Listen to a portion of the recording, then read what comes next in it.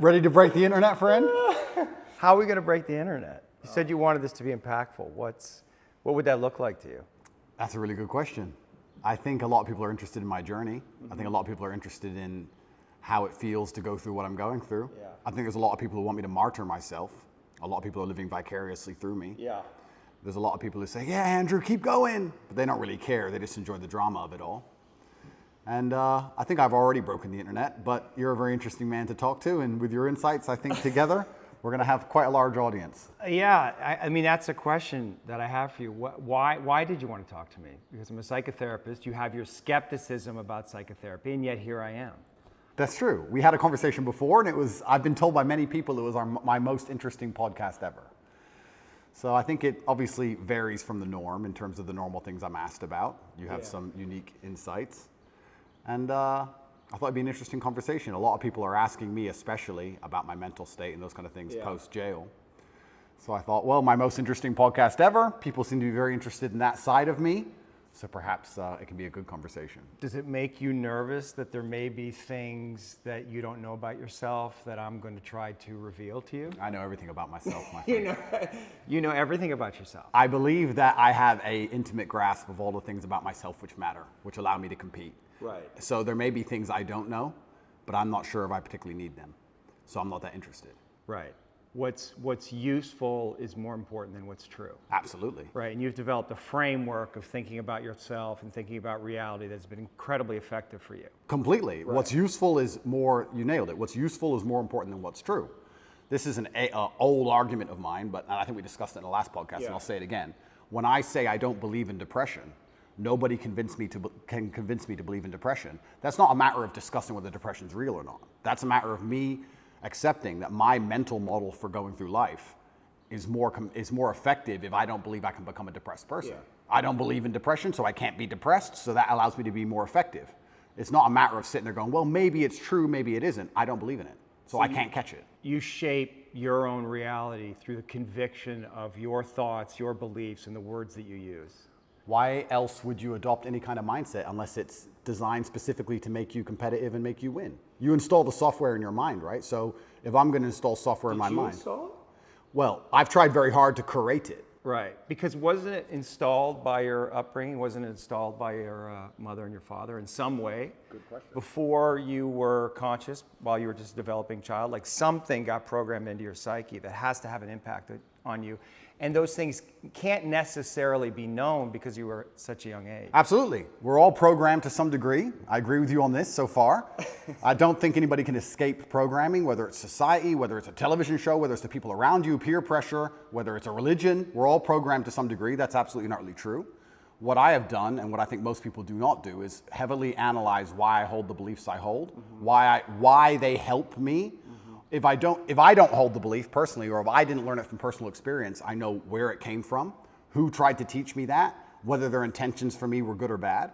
And I've tried very hard to have my mindset rigidly analyzed and make sure that it's put together in a way which benefits me completely and absolutely. And I do not believe in things that take away power from me. Right. I refuse to do that. I would rather say that they are not real. And people will sit here and argue to the end of time that they are real, but they're not real in my world. And I live inside of my mind.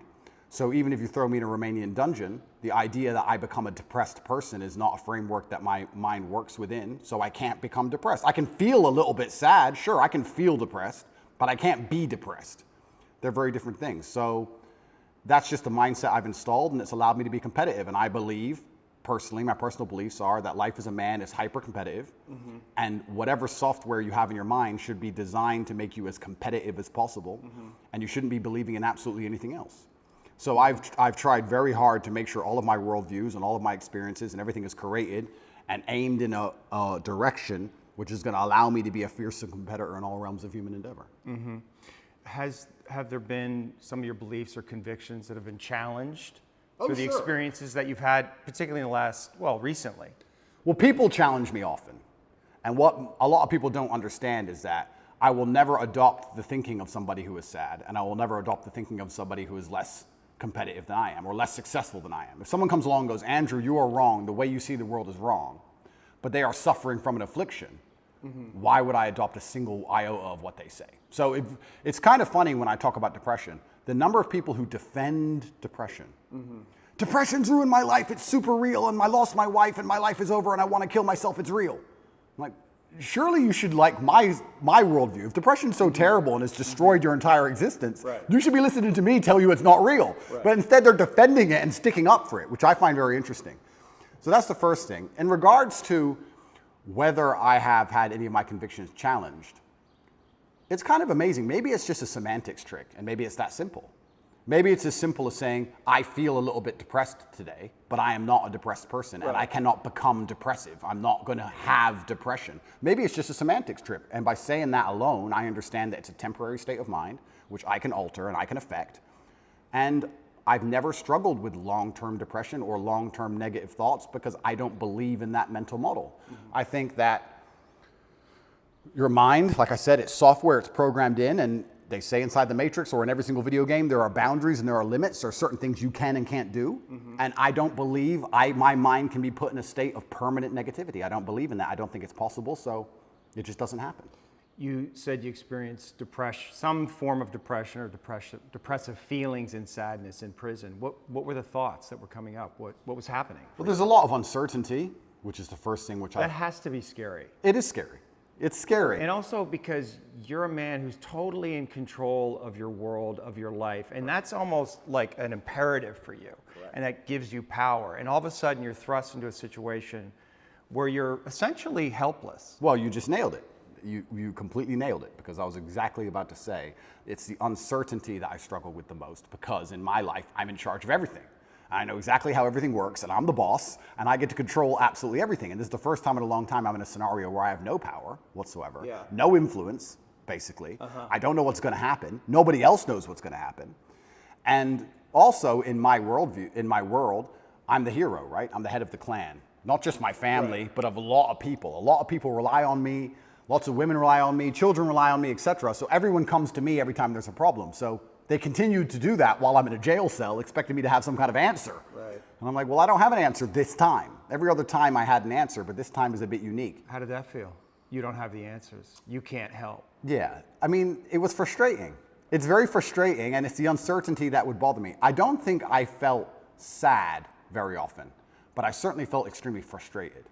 I would sit there and think, there has to be a way out of this room. Not breakout, but like there must just be some words I can say, someone I can talk to. There must be a way. It's only a door. Like I can't just be stuck in this room. And it was hyper frustrating. Yeah, and the uncertainty of it is also scary, because in my situation, every 30 days they decide if they hold you longer or not. And I was encountering people who had been in there for years in my scenario. So. Well, the uncertainty is a form of torture, really. Oh, absolutely. Yeah, it's torture. It is torture. And it's designed to make you break. You don't know how long you're going to be there for. Nobody knows. You hear horror stories. You see other people getting out who've done worse things than you after a week because they've signed a piece of paper or admitted to something or whatever they've done a deal. And you're sitting there, and yeah, it's hyper frustrating. And I think you have two choices as a man. Often when bad things happen, I feel like you can maybe get depressed and sad about it, but the other outlet's usually anger or a form of anger. I felt like anger was more, in many cases, anger is more effective, I guess. It's more useful. You were angry in there? I wouldn't say I was angry, but if I started to feel negative, I could turn it into frustration or anger, which I could at least alleviate with 2,000 push-ups. It's better than feeling sorry for myself. I feel like if I had to choose one of the two outlets, deciding to use controlled anger was more beneficial than sitting around feeling sorry for myself. I don't ever believe in moping or feeling sad. So when I was at my worst, perhaps I was a little bit angry.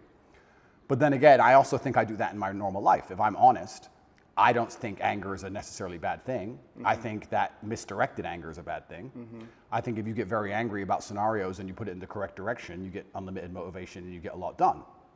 The water behind the dam, it can be destructive, but if it's pushing through the turbine, it powers the town, right? So if I wake up and I go, I want more money, if I can get pissed off enough about it, I can do 36-hour work days, right? So there's nothing wrong with being angry in my world as long as you are putting it in the correct direction. It's uncontrolled anger, I think, is a problem. Right, anger can be used as a fuel, and it's necessary. And from my framework, anger sometimes is a mask for pain.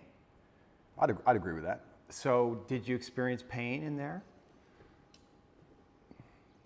I know pain is a kind of an abstract word. but was it painful for you?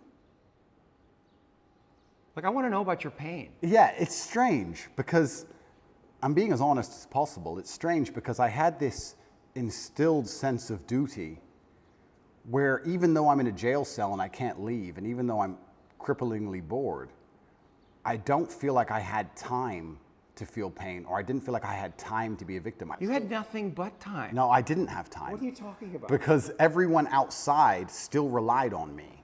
So when I would get on the phone, people would... Is that avoidance, though? I don't know. Do you keep busy? Do you avoid your feelings by keeping busy, being on the computer all the time? All the things I had to do still had to be done. Just because they threw me in a cell, it just made it more difficult, which means I have less time than ever because the difficulty's been increased. And when I would get on the phone, we wouldn't discuss how I'm feeling. I'd be worried about how everyone else is. They'd be like, how are you? Yeah, I'm in jail. What's going on with this? Are you okay? Are your bills paid? Are press hassling you? I was worried about fixing everyone else's problems from jail more than I was concerned about myself or my own mental well-being. And if I felt particularly, when I say pain is an awkward one. I don't know if I felt pain because I don't feel sorry for myself, and I've developed this mindset of such absolute accountability that even though what happened to me I believe was unfair, and even though I'm completely innocent, I didn't think, why? I didn't think, why is this happening? I didn't think, why me? I didn't think, oh, this is unfair. Like, none of these things crossed my mind. I was like, this is garbage. However, you can't become the most Googled man in the world without, with every light has a dark, right? Like, let's be realistic about this. Yeah. I'm thrown in a jail cell. Do I belong here? No. But am I here? Yes. I was pretty logical about it. And I was like, okay, I've got a lot of things I need to get done. And I would feel angry if I couldn't get them done. But I don't think I felt pain. Now, I'll admit I don't sleep very well since I've left. Why? I could admit Do you that. know why? I heard you say in one interview that you have nightmares. I do have nightmares, yeah. What are your nightmares about? I don't think they're about anything. I just have like almost like an adrenaline rush out of nowhere while I'm sleeping, and I shoot up. I bolt awake. No thoughts, no memories, no real visions? thoughts, no real story. Fear. That's fear. I guess it is, yeah. So so let's just, you're the dreams are a reflection of the unconscious. And if you're having nightmares, there must be some unresolved fear that wants to get worked out. I believe so, but then also, I love the idea of that. Of having unresolved fear. That sounds like the most interesting thing in the world to me. If someone were to say to me, Andrew, take this pill and your unresolved fear will vanish, I would say absolutely and utterly not. That's not fun. The fun is there's something in my mind which I don't have complete control or complete understanding of yet, and it's not detrimenting my day-to-day life really. Okay, I lose a bit of sleep, but this sounds like an interesting journey. It sounds like I'm in a new level of the video game and I've been thrust into a dark forest and I get to do something brand new, and I'm really genuinely not worried about it. You're not, yeah, you shouldn't be worried about it. It's just where you are. I'm not worried about it, and I'm also not like, oh, I need to fix this. I don't care. I'll have nightmares, and I'll wake up, and I'll either go back to sleep or I'll continue to work, and that's life. Maybe life will keep giving you situations in which you'll have to confront that fear to resolve it. Why would I want to resolve it? Well, because... I mean, if I'm really that tired, I'll sleep. No, but fear creates distortions in our mind, right? I mean, fear is the seed of evil. Right? And so we want to know what we're afraid of, because if we block our fear, we're susceptible to bad actions, right? And fooling ourselves about what they are, rationalizing. So I would argue that it's actually vital for you in the position that you are in and the responsibility that you have to actually confront your fear in a very real way, which probably goes back to your childhood. I mean, your dad was, the haircut story, and I don't know if you want to talk about that, if you're willing, but that's it. When I read that, I'm thinking about that little boy. It must have been fucking terrifying. It is, but I do think I had the best father on earth. I'm not disputing that. I mean, there's a lot of good that came from your father. I'm not disputing that your father was a good man. When you say he could go from 0 to 100 like that for a little boy, it's scary. It's fucking scary. It is, but that fear has to be in you. You don't know what the fuck he's going to do. Yeah, completely. Yeah. But I think that's prepared me for life fantastically. And I also think the fear. But have you reached a limit? Have tolerance? You? Well, of the video game. I mean, you're facing all these charges, right? So something, and maybe this is what you need to go through. I mean, you're on the hero's journey, right? And this is inevitable in some way. But also along the hero's journey, you have to die to be reborn. That's true. And I agree with all of that. But if I'm genuinely, I mean, I psychoanalyze myself all the time, which is one of the main reasons I don't believe in therapy and psychoanalysis. You can't psychoanalyze yourself. Of course you can. I do it myself. You don't think that's hubris? No. That you can know your own mind, that you don't need reflection from others to see yourself, that you can see yourself perfectly? I think that, no, I don't think I can see myself perfectly, but I think that life is a perfect reflection. But why not get help? Why not? Like, because then it becomes a crutch. I like the idea that I can rely on myself to fix myself. well, you have a coach. Is that a crutch? No, it's not, because he's teaching me something. What's the difference? That's fine, but like if I had an affliction, I would like to be my own doctor. And I think with your mind, you can do a lot of it yourself. And I think if you have a very strict framework in how you measure how successful you are as a human, and I do it through competence and achievement, I say, which mindset do I need to achieve as much as I can possibly achieve? Right.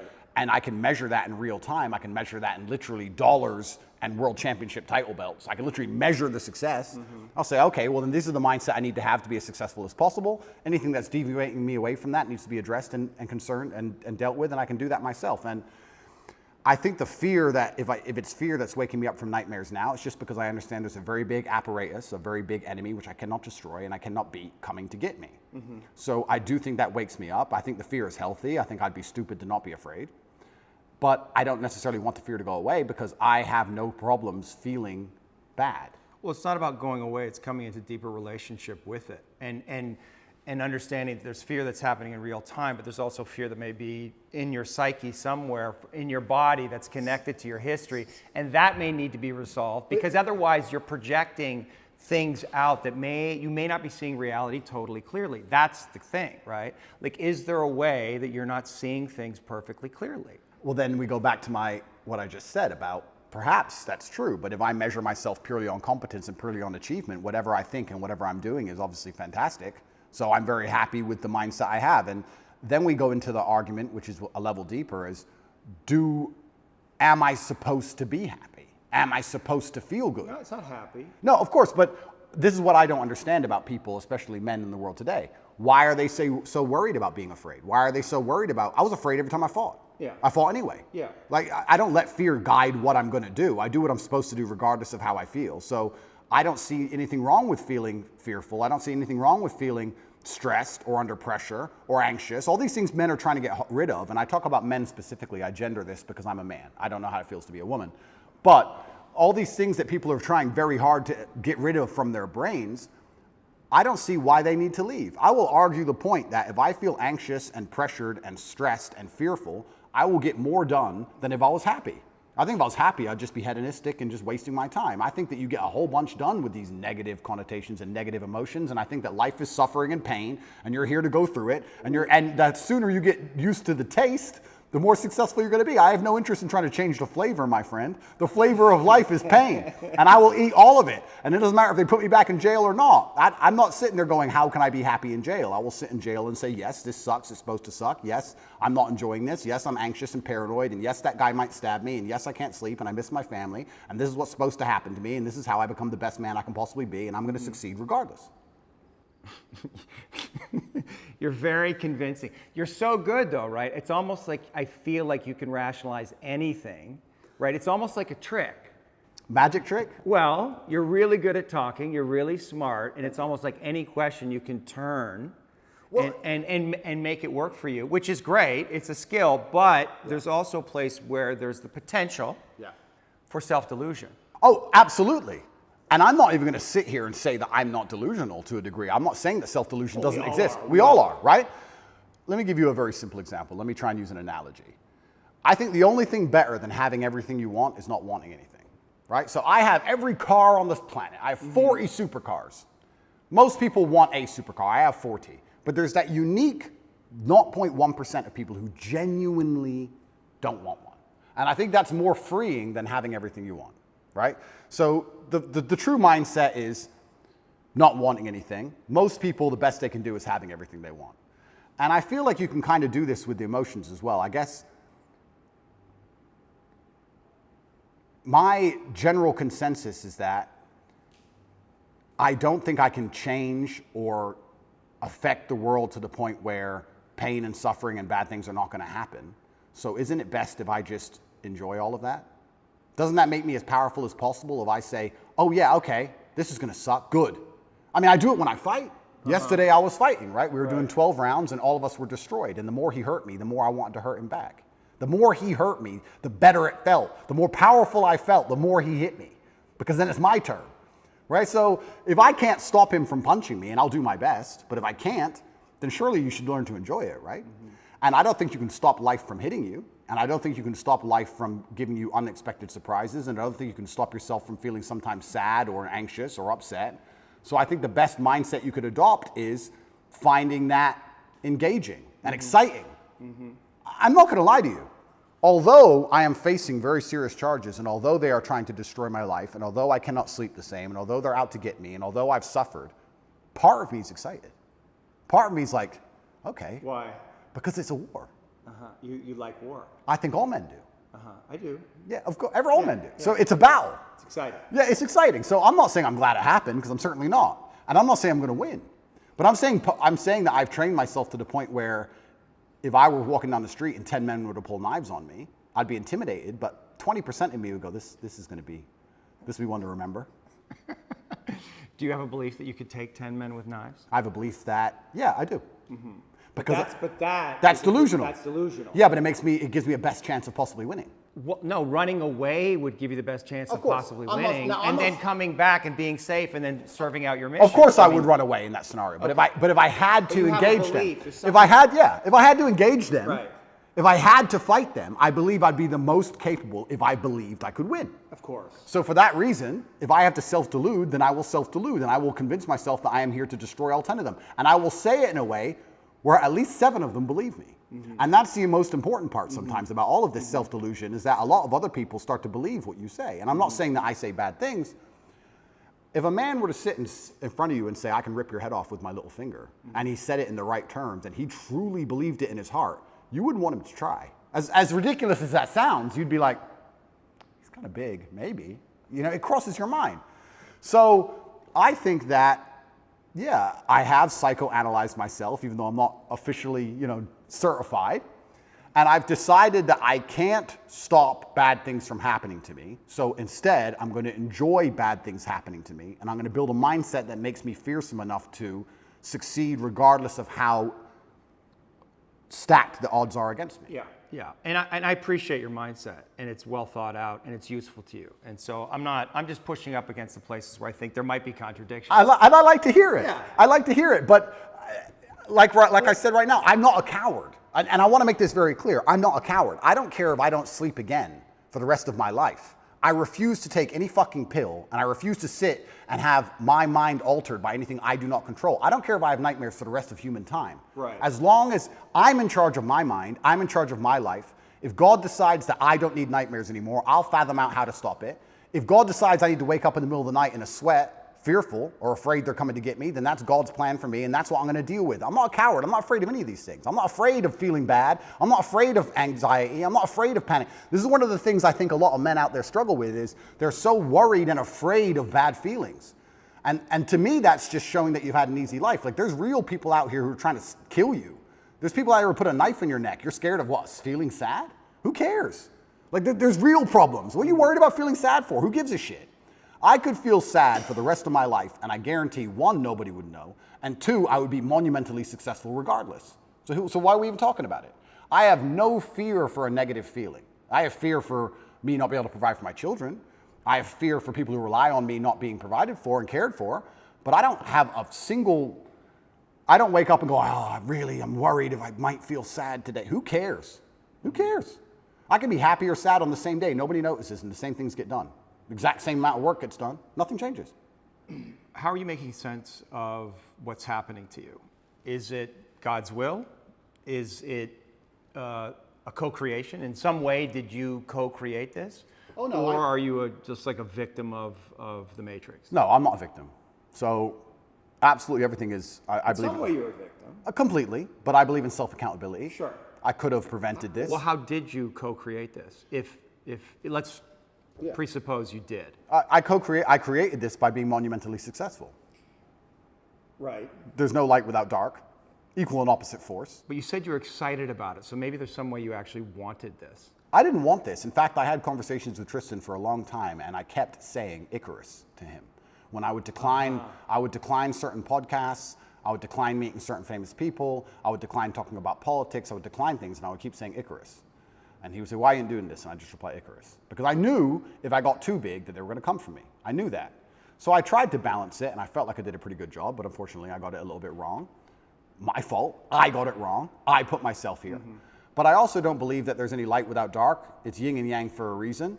I don't think that I can just become the most Googled man on the planet and become monumentally successful and make hundreds of millions of dollars and nothing bad's going to come from it. I think that would be hubris. You just used the word hubris. It's a fantastic word. I think it would be stupid for me to sit there and go, I should be able to do all of this good and have a fantastic life and there's going to be no repercussion in any form.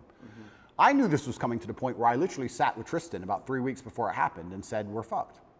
So why did it happen? It happened because I became monumentally successful and I became monumentally influential, and the world is a battlefield. You did create it. In some way, you co-created it. Like you knew this was going to happen, and so there may be some way, unconsciously, you wanted it to happen. Like if you're on this hero's journey and you're living this big life and you have a big vision for yourself. I mean, you bring up guys like Genghis Khan, and I think that's kind of appropriate because in another era, you probably would have been one of those cats, right?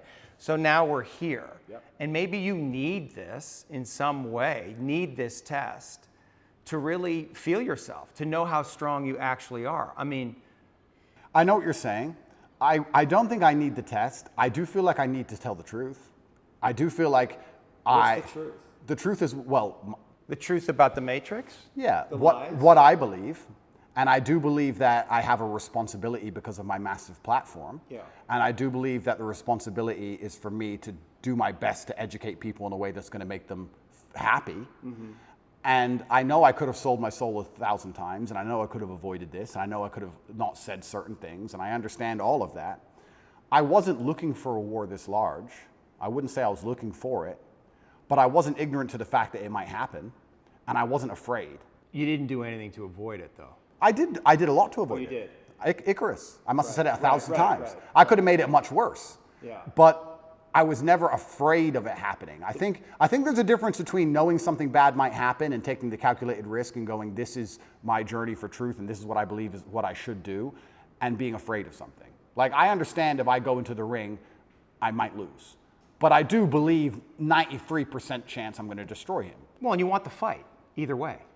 I guess so, because how else do you matter, right? That's my point. And I'm not saying that I'm glad I'm being persecuted for false human trafficking inside of Romania. I'm not saying that at all. But I'm saying that... Yet, on the other side of this, how strong will you be?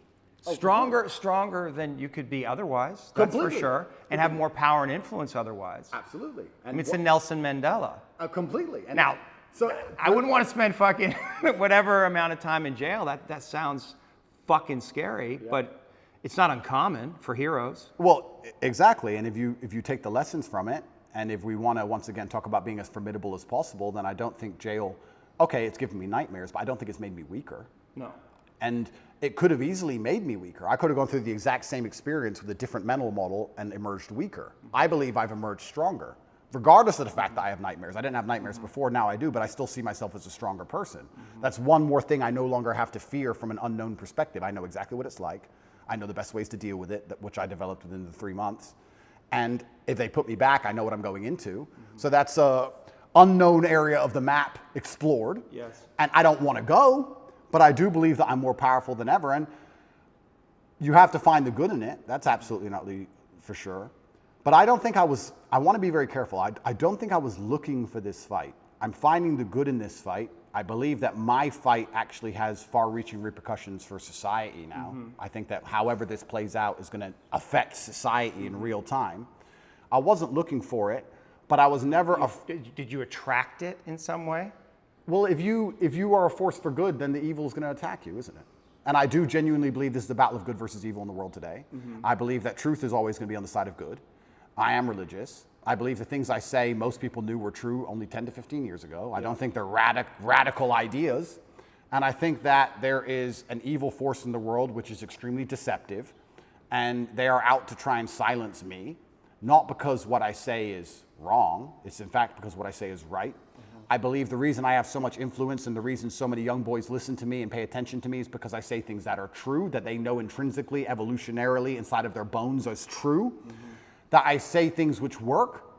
People often wonder why my fan base is so feverish, why my fan base is so dedicated. Well, if they listen to me, it's the first time they ever feel good. The first time they ever train hard and start to feel better physically, and they start to feel better mentally, and they adopt my mental model, and now they're not stressed or depressed anymore. And then they may start to make some money, and they go, you know what, I started listening to Tate a year ago. I'm in the best shape financially, the best shape physically, the best shape mentally. Tate's the man. So they're hyper dedicated to me. And yeah, I mean, there's going to be a negative to that. I want to make something clear. I've been brutally aware of the fact that all of this might blow up in my face for a very long time. I've not been ignorant to that. And I think that's why jail didn't cause me pain. Because I wasn't in jail like, how did this happen? I was in jail thinking, they got me. I knew it. They've been after me for a long time. I knew they were coming. And I don't know if that's a coping mechanism, but I was saying on every single podcast before I went to jail, they're going to try and put me in jail. I knew it. Right. You said that there's a light and a dark.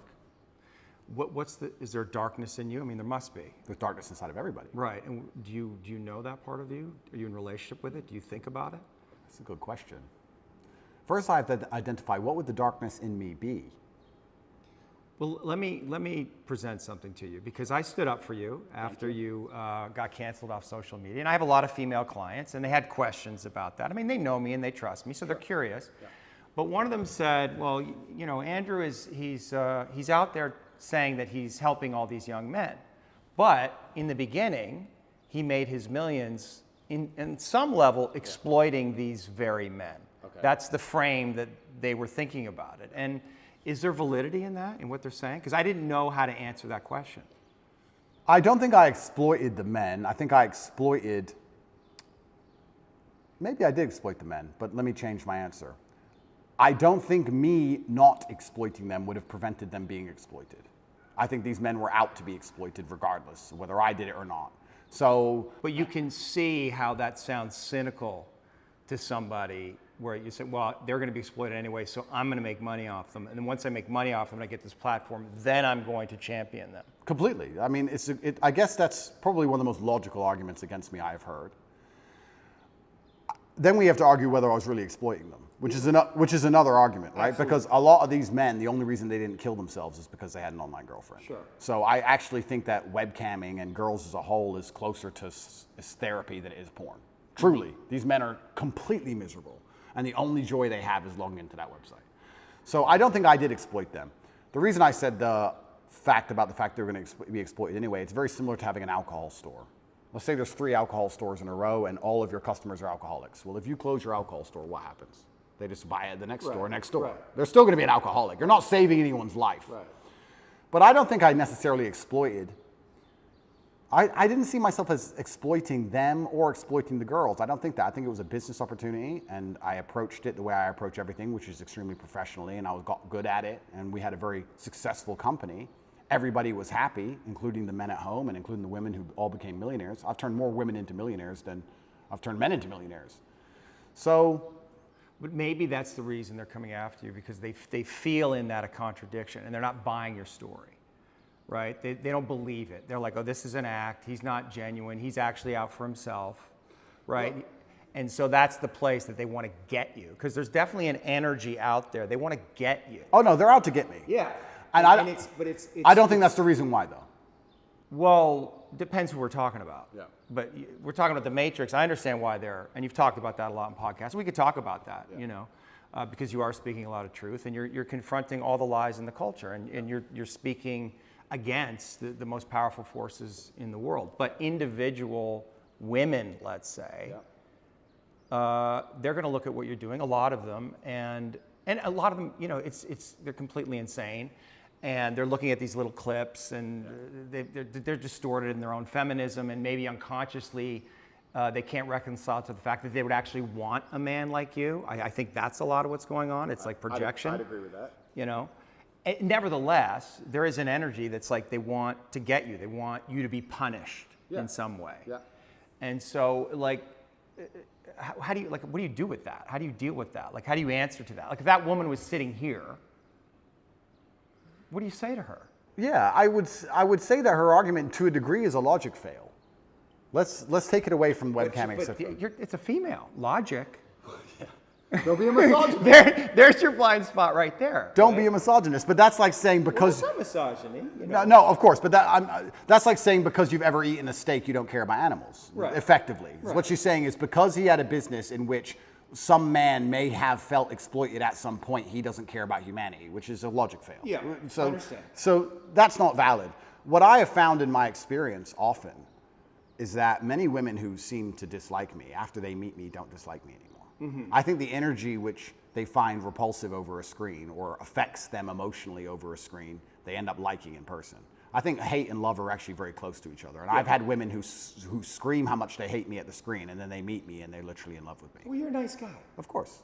So I've yet to meet a female in person who dislikes me. And I would love to talk to these women. I think that'd be the best conversation ever. I think it'd be the best podcast on earth. Yeah. But they are out to get me. They're certainly out to get me. I think that the fact that I'm so assured in a lot of my convictions, they find very threatening.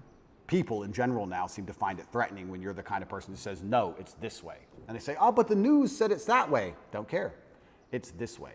And they find that ignorant, but it's not ignorant. I think it's just assured in your convictions, and they find that threatening, very threatening. I think that there's a lot of people who find me threatening, not because of necessarily what I say, but just how sure I am in my convictions and the way I present myself and in my monumental success. They find that overall threatening. The same way a rabbit will find a tiger threatening. It doesn't know why, it's just like, it just wants to run away from it. So is it incumbent on you then change the way you're delivering the information so more people can hear it? No. No. Because there are some people who cannot be saved, and it's not my intention to save everybody. I have no intention of trying to convince everybody to like me. My intention is to try to speak to the people out there who know what I'm saying is the truth and who like the way it's being presented and said. I, once again, have no concern with being disliked by X percentage of the population. And I want to make this clear. I've spoken to a lot of people who have talked about how their mental health has been affected by, online bullying and media campaigns and smear campaigns. I don't think anybody's been attacked by the media in the last 2 years harder than me. Every day, there is something in the media trying to paint me as a bad person. On TV channels from Ulaanbaatar to Utah, across the entire world. And I can sit here and say categorically, I've never read a media report and been like, shit. I've just been like, clowns. Don't care. That's a lot of energy coming at you. I mean, psychic energy coming at you. And like, have you reconciled to this idea that you're Andrew Tate. You were born, you have a life, you have your own inner world, just doing your thing. And then there's an Andrew Tate that's out there. And people are projecting their love and hate onto you. And it's not, none of it's really real, but you have to hold all of that mass projection. Correct. How is that? Yeah, but then let's psychoanalyze me, right? You're the professional, I'm the amateur, but let's do it. Why don't I care that the media continues to attempt to slander me continuously, and they don't do it to anybody else, and it's unfair that they're doing it to me, because if I was a genuine sexual predator like the people they defend, I'd be protected by these people. We can discuss this, right? Sure. If I was going into girls' toilets, they wouldn't say anything bad about what I was doing. Yeah. So why are they, the fact that it's so unfair and it's so pervasive and it's so aggressive, why doesn't it bother me? Am I ignorant? It doesn't bother you? I don't think it does. Do you block it out? I mean, I you must read these things and you see your name But it's associated not- with but these it's not- but it's not horrendous real. crimes. But it's not real. I understand. It's false. But you're able video every Aikido, fucking bullet if perfectly? what they were saying was true, it would bother me. Yeah.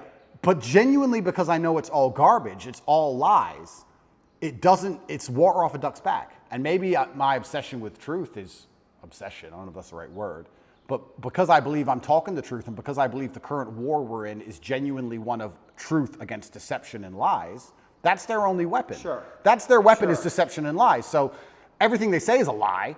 So it doesn't really affect me. And I will sit and say that. But I know for me it's painful when I'm not seen. Like my goodness isn't seen, right? Like it's painful, or people misrepresent the things that I say, or judge me because of my association with you. Like it's painful. I'm not seen. Correct. Right? And that can make me angry and maybe cause, I don't know, some kind of negative reaction within me. And I guess I'm just curious, like, isn't it painful in some way? Like people, because there's a lot of people out there, they don't see you. They don't see your goodness. They only see the dark part of you, or they project their own darkness onto you, or their father's darkness, or Trump, whoever the fuck it is. They project that onto you. In some way, isn't that like? But those people are already paying the price. But those people, but for you, I'm saying for you, your inner it doesn't bother me because those people are already paying the price for their ignorance. Their minds are not free. Anybody who sits and watches the news and believes what the news says about me is the same kind of person who believes everything the news says. Right. And if you have two choices in this world, people are talking about the battle I'm in, and yes, I may be spearheading it, I may be at the front of it, but I believe that this war cannot be avoided. You are either at war against the injustice and against the lies, or you're at war with your own mind when you believe they're garbage. It is impossible for a man to believe the crap they want you to believe and be a happy, functioning adult. It's impossible. If you believe the shit that's on the television as a man, you're going to be miserable. So you're either at war with your brain or you're at war with them. Anyone who's going to sit there and go, I believe Andrew Tate is a human trafficker, I have 25 vaccines, I believe in Ukraine. These people are already paying the price because they're already miserable, and I can guarantee everyone who dislikes me is an unhappy person because their minds are enslaved. Mm-hmm. So I don't feel, when someone sits across from me, which has never happened in person, but let's say someone on the internet makes a video about me, right? Mm-hmm. And these happen. A new Andrew Tate's the worst man ever. I can load up the video and just look at him for a fraction of a second and go, he's paid the price. Right.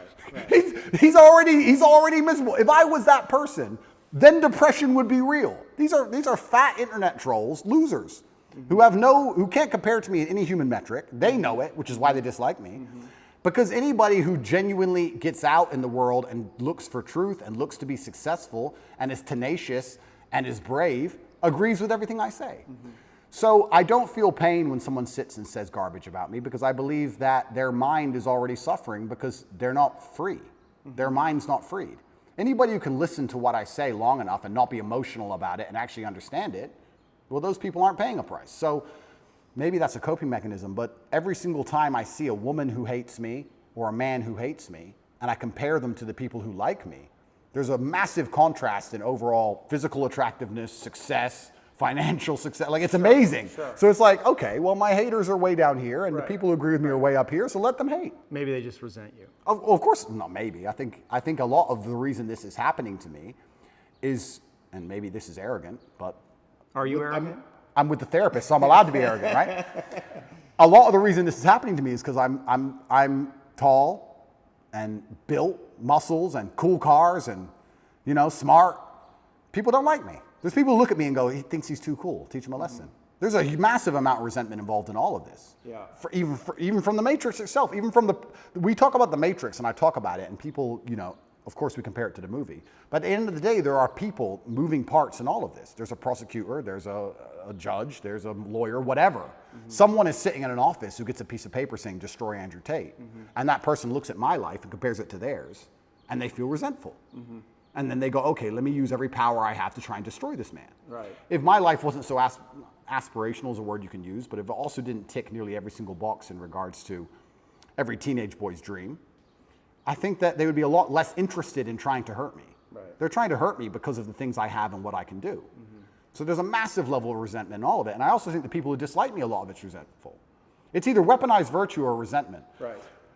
Especially weaponized virtue. Let's talk about that. Because whenever I have a hater online, it's funny, people who hate me in person are very respectful to me. It's very strange.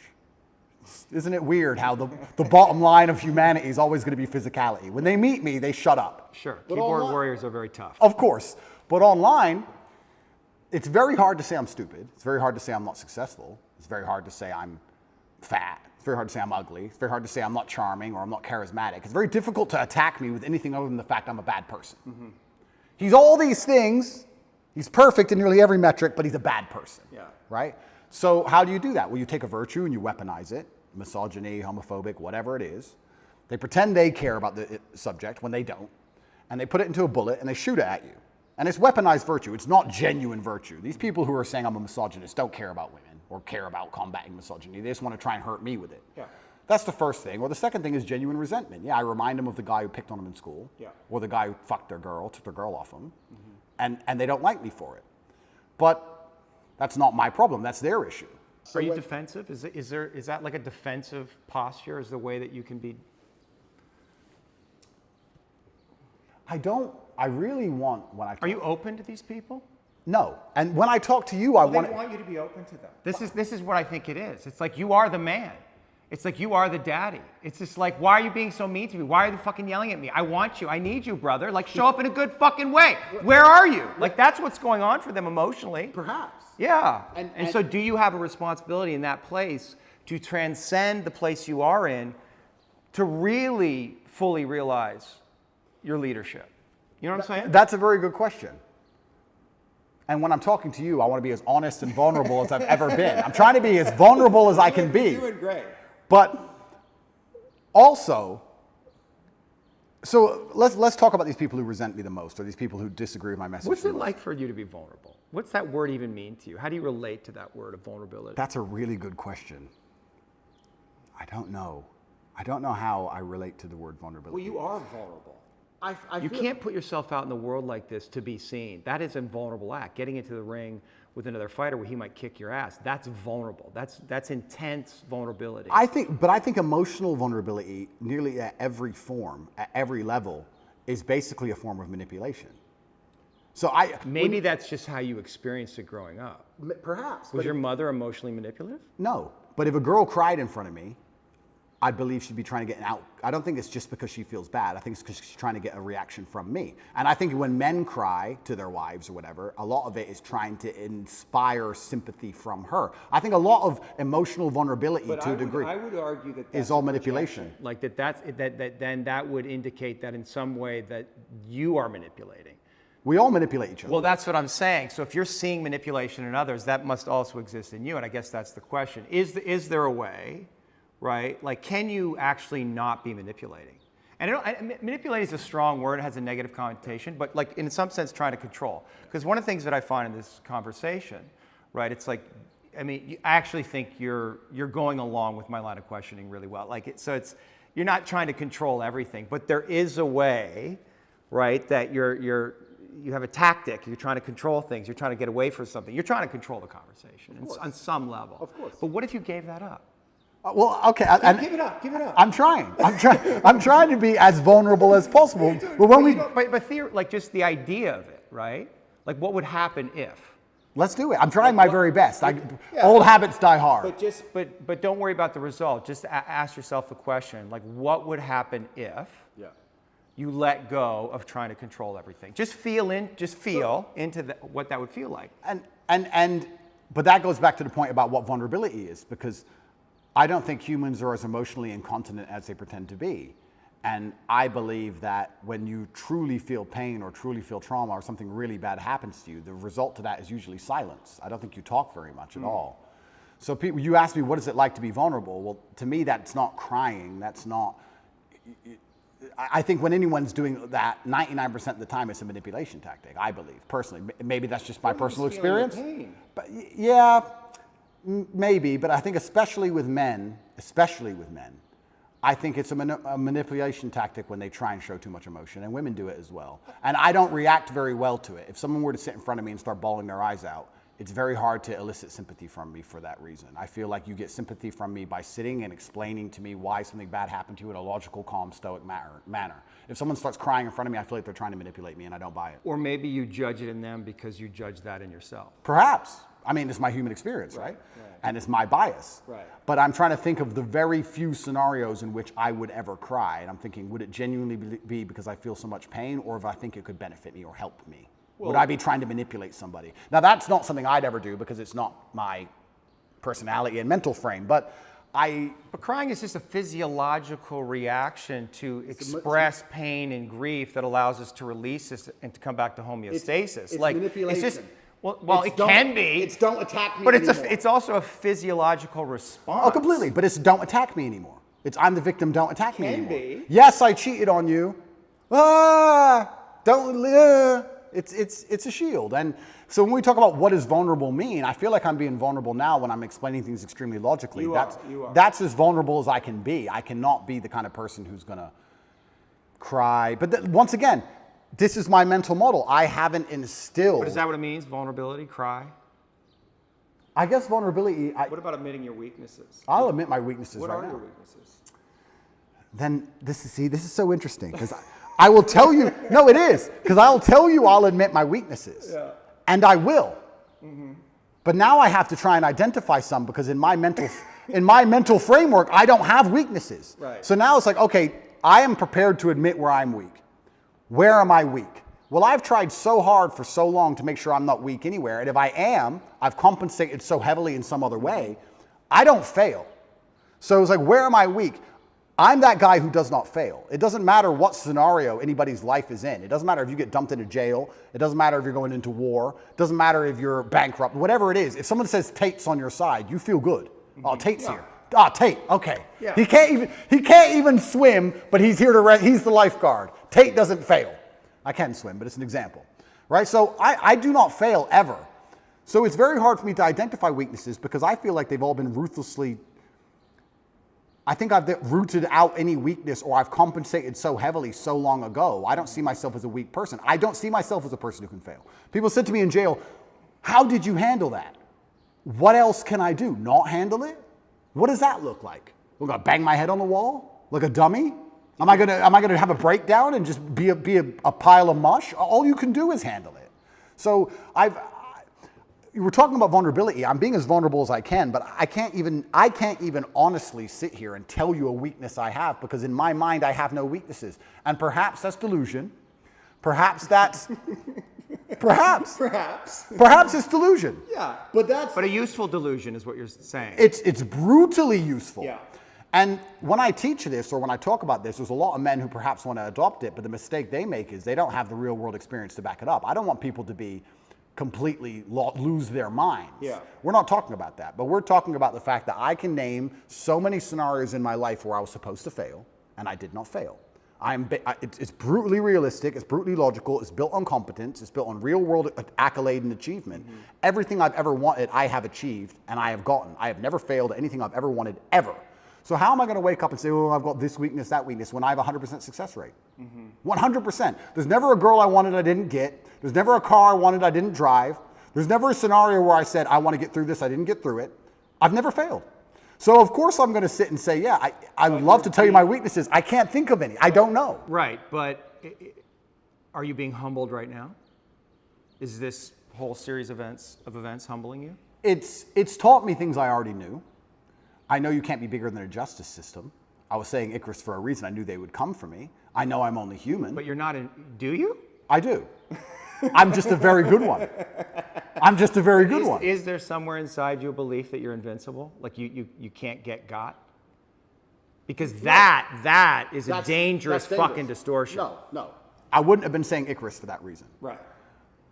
I'm actually far more cautious than most people would believe. Mm-hmm. I err on the side of caution. You're tactical. I'm very tactical with all of my life. Even the security I organize, the places I stay, where I go, I'm extremely tactical. I don't believe I'm Superman. I just believe that I do not fail. And because you have no weaknesses, doesn't mean you can't lose, right? You can be strong in all realms and still lose. Mm-hmm. There are world champion boxers who have no weakness. They do everything right and they lose fights, right? So I'm not saying I'm invincible. I'm just saying if you ask me to name my weakness, I can't think of one. What should we ask the guys? Sure. You can ask people. You can ask people around me. I would love to hear it. And I guess I can tell you what people say about me. Well, actually that's a good question. Do you feel like you get? I mean, I guess Tristan, but you get honest reflection. Can you trust the reflection? Because you're at the center of this kind of empire, and you have all of these friends. Yeah. But can you trust the information that's coming to you from anyone? Because everybody's. I mean, I'm here in some way for my own self-interest, right? Yeah. And the fact that you trust me was interesting to me. You let me in your house, so I assume that you have some kind of instinct about it. Yeah. But that must be hard, like to trust. I get a lot of feedback, and it all goes into a big pile, and I listen to every word that's said to me. I'm not the person who's beyond reproach. Everyone I work with, a lot of people have said things to me, and I'm told about myself quite often. Yeah. And I put it all in a pile, and I analyze every single word carefully. I ignore most of it, but I do listen to it. Mm-hmm. And I guess the number one bad or negative thing that people will say about me, who know me is they may say I'm very insensitive. I hear that sometimes, usually from women. You're insensitive. I'm insensitive because I think once you become a ruthless problem solver, you come across to a degree as insensitive. We have this big issue and everyone's crying. Okay, stop crying, fix the issue. Right. You have to be insensitive. Okay, what are you crying about? Let's fix that. Right. Well, you know that's wrong. Well, a lot of people want to vent. They don't want to fix the problem. They want to cry. Well, they just need you to be with them and say, I understand, here you are, exactly. baby, I love you. Completely. You're rolling your eyes. Yeah, but that's what I'm saying. So when you become a ruthless problem solver, Right. you become to a degree insensitive. Now, there are some scenarios which that doesn't work, right? There's some problems you can't fix. The death of a loved one, that's different. Yeah. But if people are crying about something which is very fixable, it's very difficult for me to be interested in their crying. And I'll tell you why. Because if I have a set standard for myself, if I wouldn't allow myself that luxury, it's very hard for me to give it out to everybody else. If I don't allow myself the luxury of being incompetent because of an emotion, then it's very hard for me to look at others and go, well, you're allowed to be incompetent because of your emotions, and you're allowed to be incompetent because of your emotions, and I'll just deal with the struggle of never being incompetent ever, regardless of how I feel. If I have standard for myself, I'm going to implore my standard or imply my standard on others. And if they don't meet that standard, then they're going to call me insensitive. What would you have to give up to become more sensitive, particularly to your women? I'm a very sensitive, romantic, nice man. Yeah. In general, I'm actually a romantic man. I get called that a lot. No one calls me cold. Right. It's different. You're loving? Completely. But when it comes to problems especially, Right. can be You insensitive. default to problem solving. Absolutely. And that's not what they want. What's the They issue? want you to just understand and hold them. And They want to listen. cry about the problem a while. And time is time is money. Time is money. I'm like, okay, yeah. Boom, boom, fixed. Right. No, but you don't understand. Da, da, da. I do understand. Now it's fixed. Shh. Next. Like, Right. I think that's just competence. And I think that's genuinely, I think most men are kind of like that. Perhaps I'm just hyper like that. Yes. So I get called insensitive sometimes. What else do people say negative about me? This is Are interesting. you arrogant? Well, the difference between arrogance and reality is just competence, isn't it?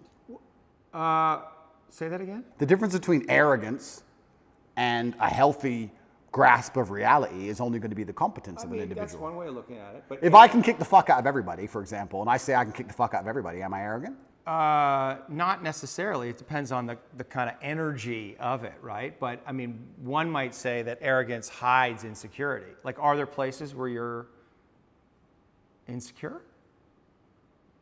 That's another very good question, but let me think about this for a second and answer it, because these are questions that have never been asked before. But I don't, okay, so what am I insecure about? This is another point, and maybe this is a personality characteristic, which is interesting. I don't do anything I'm bad at ever. Oh, like sing? Yeah, like sing. I cannot sing, so I will not sing. I'd love to hear you sing. I'm sure you wouldn't. But maybe that once again shapes my reality, because I refuse to do anything I am bad at. If I'm bad at it, I hire someone else to do it, or I find someone else who's good at it, and I offer value to them to do it. I don't do my entire reality. Why? Because you don't want to, I mean, there's the things you're incompetent in and you have time, but like, because you're scared to look foolish or not be good at something, and people are going to see, oh, Tate's not so great at everything. No, I don't think it's emotional. I think it's purely logical. I'm thinking about my day. Every single thing I do are the things I am absolute best at. If I'll put boxing gloves on after this and I'll go fight and I'll beat everybody. I'll destroy everyone. And I think I only enjoy things that I'm good at. And I also think that if I have X amount of hours in the day, the way I can be the most competitive, most fearsome predator is to spend all of my waking time doing things I'm the best at and leave things that I'm not good at to the other people who perhaps are good at them. If you're an accountant and you want to become as rich as possible, then what you do is as many hours as possible accounting. But you're rationalizing. I am, correct. Yeah. So let me rationalize it. Yeah. I'll rationalize it. Yeah, but that's what you do, and that can be a defense. I mean, rationalization is a classic defense. Yeah, but that's my rational. And you're really good at it, But right? It's just, rationalization- but it's like a sword you have that's super sharp, and you want to use it all the time. All the time. Yeah, but what if you set it down and realize there's other tools available in your toolkit, and maybe you need to develop those? But rationalizing is how I built my mind. It's all. You don't have to give it up. The sword's right there. You just don't have to use it all the time. But it's all, my entire framework and how I view the world has all been one massive rationalization, and it's let me build a reality which is exactly what I want it to be. You must know that has limitations, because you can't rationalize everything. That's not what life is. Isn't it? Right? There's other layers of reality that the mind does not understand. Okay, well, Right? you're right. And just because I rationalize things doesn't mean I don't feel things. But, yeah. I know you feel things. Yeah, I feel things.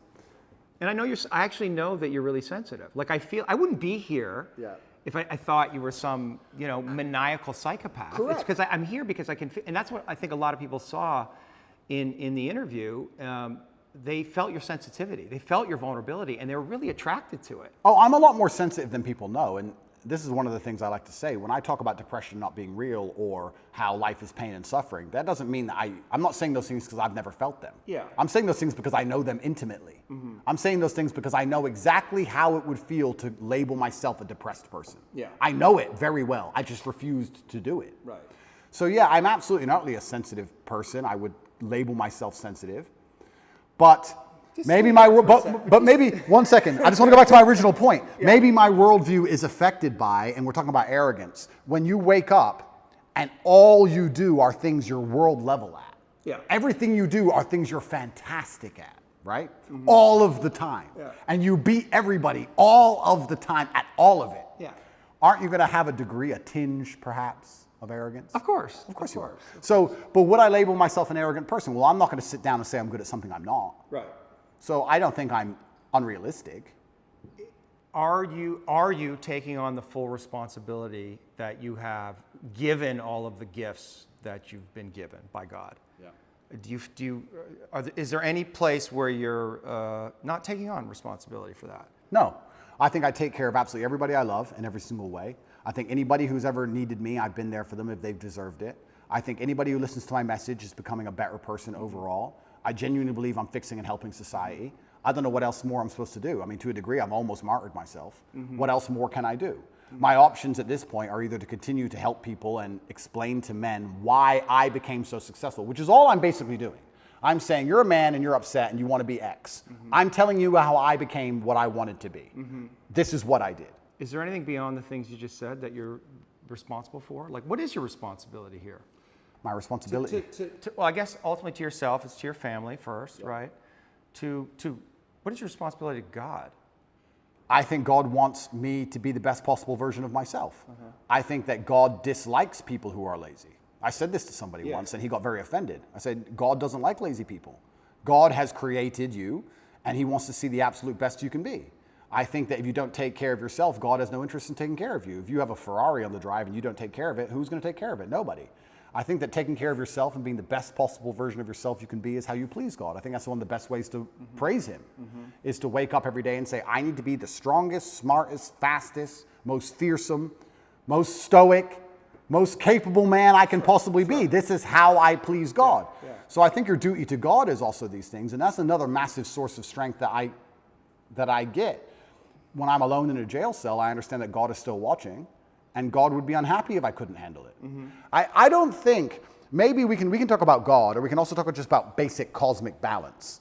I don't believe you can become the most famous man on the planet calling yourself the top G without the universe testing if you're really about it.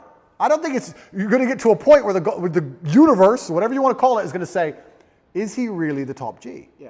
And you're going to have to prove it. If you walk through life and say, I'm made of iron, I'm Mr. Tough Guy, sooner or later someone's going to check you and find out if you are or not. Right.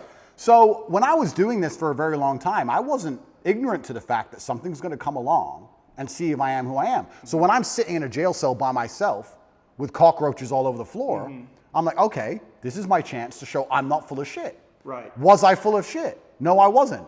Am I going to allow everything I've ever said and my last name and my duty to God and everything to go down the pan, or am I going to just man up and fucking win? Right. So I saw it, I guess, to a degree as an opportunity, but there was a massive burden of responsibility on me on how I had to perform. I didn't have time to be depressed or sad. This is what I'm saying to you earlier. I didn't have time. I had things to do. Top G's kids can't eat. Top G's women can't pay the bills. Top G's business is over. No, I had to fix all of it from jail and fix myself and get out. I was very busy inside of my brain staring at a wall. So I didn't have time for this. And this is another thing I try and explain to people and I don't understand about and I talk about men specifically because I understand how to be successful as a man. When men say to me they're depressed, with unlimited options, with the capability to become anything you desire, with God giving you a full and able body and mind, how do you have time to be depressed? You have so much you could do. There's so much that you need to do to be your best self, and you're competing against men like me, and you're finding hours a day to be sad? No wonder you're going to perpetually lose forever. Right. That's suicide. So how do you find time to do this? It's brutally ineffective. You have a brain, you have a mind, you have a mental model. You can't think of everything, you can't do everything. You can only have certain frameworks instilled inside of your mind. As a man, you should be hyper-competitive. You should try and be the best version of yourself you can be. You're competing against every other man on earth for the girl you want, the car you want, the house you want, the watch you wear. It's all competition. You should be as competitive as you possibly can. Anything that's inside of your mind which doesn't allow you to be competitive should be erased. This is why I can't name a weakness. I can't name a weakness I have. I've compensated so heavily for any weakness that may exist, I don't even see them anymore. Is your belief in God tied into this concept that we talked about, that what's useful is more important than what's true, or better than what's true? So we don't, do we know that God exists? I mean, we don't know. Correct. But it's useful to believe in God. That's a very good question. I think that believing in God certainly makes you more powerful, which is proof for God. If God makes you more powerful, then God is real. So maybe that's very simplistic, but if I believe in God and I'm a more powerful version of myself because I believe in him, then he must exist. Yes. God has made me more powerful. Well, it's the act of believing him that makes him exist, which is another way of saying what you just said. Correct, yeah. So this is why I believe faith is such an important thing. But I think everybody has a God anyway. Yes. There's no such thing as atheists. If you look at the people who say, oh, I don't believe in God, they worship a flag and a vaccine. Yeah. So everyone believes in something. Yeah. So you have to decide what your religion is. And I, once again, refuse to believe in anything that takes away power from me. I believe in things that make me more powerful. And I believe that believing in God gives you a new degree of strength. And I also think everybody to some degree believes in God. I don't care what anybody says. If you put anyone in that submarine just before it imploded, everyone would pray. Yeah. Everyone. Yeah. So it's ignorant to even say you don't believe in God at this point. It's interesting that you chose Islam, and I heard you talk a little bit about how you see God in Islam as kind of, you know, I don't know how harsh this, but like firm and directional and clear, and this is right and this is wrong, which sounds a lot like your dad. Well, it sounds a lot like life. Yeah, like life. There's right and wrong in life. All this complete subjectiveness, this mush they're trying to create, is done on purpose to confuse us. Yeah. I like the idea of right and wrong. I like the idea of not having a choice. If you walk in, if you're hungry and you walk in to buy a sandwich and there's 100 sandwiches, it takes 10 minutes. If there's one sandwich, isn't life easier sometimes? Yeah. So all this subjectiveness and all this choice and all this garbage, sometimes when I'm like, okay, I want to be a good person, I want a framework to adhere to that makes me a good person. Well, this is very clear. Yes, no, easy. Do you have like embodied experiences of God? Like, do you relate to God in that way? You know, I don't want to say supernatural, but like, do you feel God? I absolutely feel him, and there's certain times where I may feel particularly energetic. When do you feel God? So usually when I'm feeling powerful. There's been times I was in jail and I just got up and I just felt like, you know what, like just shadow boxed a bit. I don't know. It's like you just felt it. Like I'll be okay. I will win. I don't feel God when I'm sad or something like that. I think that the whole idea of spirituality, and I believe God himself, he wants the best for you. And it's interesting, how we're tying religion to my worldviews, because my worldviews were the same before religion. I guess before it was the cosmos or just the way the universe works or light, dark, yin, yang, etc. I still say these things, but now I attribute a lot more of it to spirituality, a lot more of it to God. And I chose Islam because it's firm, and I believe that I'm a person with firm principles. So I'm obviously going to liken myself, or I'm going to feel an affinity to a religion that has firm principles, because that's who I am as a person. I'm a person who's principled, yes, no, and I have no problem with people sitting with me and saying, what you're saying is bigoted, or what you're saying is wrong, or what you're saying is insensitive. I think Islam also has a similar issue. Yeah, I think you also chose the winning team. Oh, it's completely the winning team. I mean, it's the winning team because it's the winning team, and I didn't choose it because it's the winning team. It's just the winning team because it has principles. yeah, I agree. And unfortunately, when you have no principles, if you don't believe in it, if you have no hard line, if you'll accept anything, then you don't believe in anything. Yeah. As soon as you'll accept anything, then you have no hardcore beliefs. If you have any set of principles or you have any things you believe in, there's going to end up being a barrier, and the people who fall outside of those barriers are going to be offended by it. That's the reality of it. If you have a religion or a belief system that doesn't offend anybody, then it's not a religious or belief system. That's my view. So yeah, I chose the winning team because I think more and more people are starting to understand how important God is in society. This is the first time in human history we're testing society without God. And what do we have? We have evil. Yeah. We have Satanism. We have degeneracy. And I think that most people are starting to understand that God is really needed. When I was young, I used to make fun of Bible bashers. Let's make fun of them. Yeah. And now I'm like, we need more. Yeah. Where are they? We need more Bible bashers. So, yeah, and I guess I certainly feel more powerful since I've reverted, but I always felt powerful anyway. But I guess now, instead of just believing it's the cosmic nature of the universe, or let me change that. I always felt a strong affinity to my last name and my ancestors. So I always had to a degree, a spiritual aspect to where I got my strength. I always felt like, well, my dad is watching me, or my ancestors tried very hard for me to be born, so I can't disappoint them.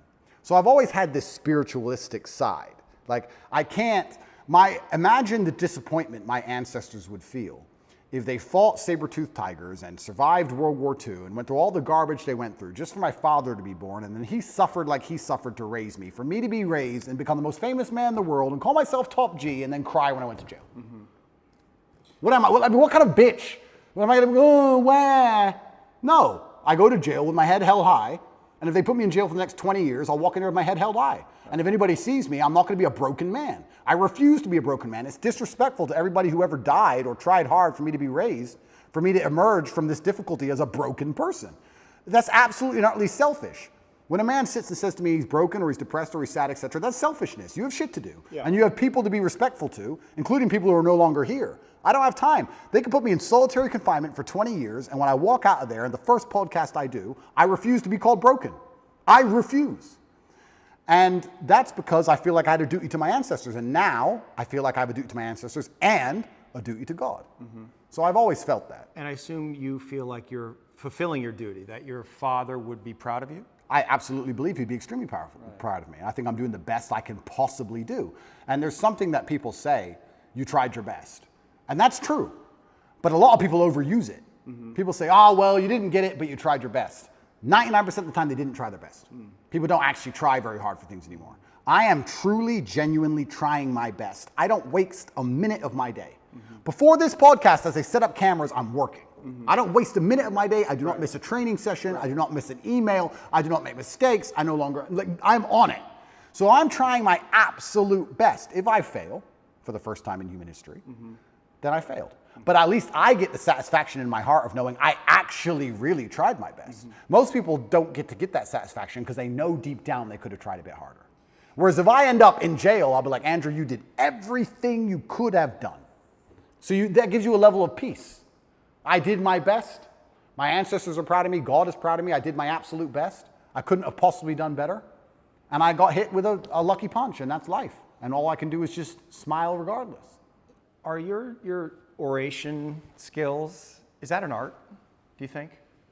I think that if you don't have the ability to make other people understand exactly what you think, that you're going to struggle. But is it an art? Like when I watched you with PBD and you got in these zones, and you do it all the time. I mean, you're doing it right now. You get in these zones where it's just like you're just flowing. I mean, it's almost, you can say it's a God state, right? It's a flow state, and it must feel really good. It does. Yeah, like it feels good that you never run out of things to say, and it feels good that I already have 10 things I want to say lined up before I say the first ones. And you know how to say them perfectly, and your voice is clear and resonant, and you're embodied in it. It's a skill. It's a skill. Well, but it's almost like an art, because I was watching you and I was thinking, this is like watching, Charlie Parker play the sax or Michael Jordan play basketball. I mean, you really, and people might say, oh, those are exaggerations, but I don't think so. I don't know that I've seen somebody who's able to do what you do. But that's emotional. So we'll talk about how I'm actually quite a sensitive person. Yeah. I think the reason people believe what I say is because they can feel that I feel when I talk. Yes. And it's because I feel things. Yes. So I'm not a cold person at all. I'm just a person with a lot of emotion that I try and control and channel in the correct directions. But I think that, yes, it's a superpower to a degree. Well, I think that's why people are, one of the reasons that people are so drawn to you, because you let whatever wants to come through. And it's also why so many people hate me. Yeah, of course. Yeah. Because there's no light without dark. Yeah. There's there's no joy without pain. You can't have a rainbow without little rain. That's how it goes. So I think that it's definitely a superpower for life. It's something I'd encourage every man to learn how to do. Yeah. It's certainly something worth practicing. It's the reason I don't learn another language, because I haven't mastered English yet. Right. So I refuse to learn another language. Yeah. I can't imagine me and my personality and Andrew Tate stuttering in Spanish. It just be like, what is this garbage? Yeah. So I don't have time. Yeah. So Yeah. I will only speak English for the rest of my human years. That's it, because I have not learned every word in the dictionary yet. Yeah. But yeah, I guess to a degree it's a superpower. It's extremely beneficial in all aspects of life, especially relationships. I'm not going to lie. I don't argue with women very often, because any woman who respects me and listens to me, I can very quickly and compendiously explain exactly why I'm correct. It's maybe the most powerful skill. The most powerful thing about it is there's two levels to it. One, making people understand exactly what you think. Yes. And the second one is making them think what you think. Right. And if you can do the second one, Do you like to make people think what you think? Because you have a lot of influence. yeah. And that's got to feel good. You're influencing people. You have this worldview. It's a powerful worldview. It's got all these things, and so you want to influence other people in some way to adopt that. I think that charity, even of itself, I think charity is probably one of the most selfish things you can do, which most people say, I'm giving money. I give $25 million a year. There's a website, tatepledge.com, you can see it. And I feed children all across war-torn countries, mainly in the Islamic world and in Africa. Am I doing that for the children? Yes. But I also feel great. I feel good for doing that. Of course. Yeah. So it's not a selfless act. No, nothing selfless. Nothing selfless. And it shouldn't be. And it shouldn't be, that's right. So when I'm helping all these people out here, I'm not doing it because I'm some philanthropist. I feel good helping people and people sending me emails saying, you changed my life. I feel good about it. I'm not going to sit here and pretend I'm just Mr. Philanthropist and I just care about the world. No, I like helping people because I feel good about doing it. It makes me feel good inside, which is why I do it. So yeah, I use my power to feel good.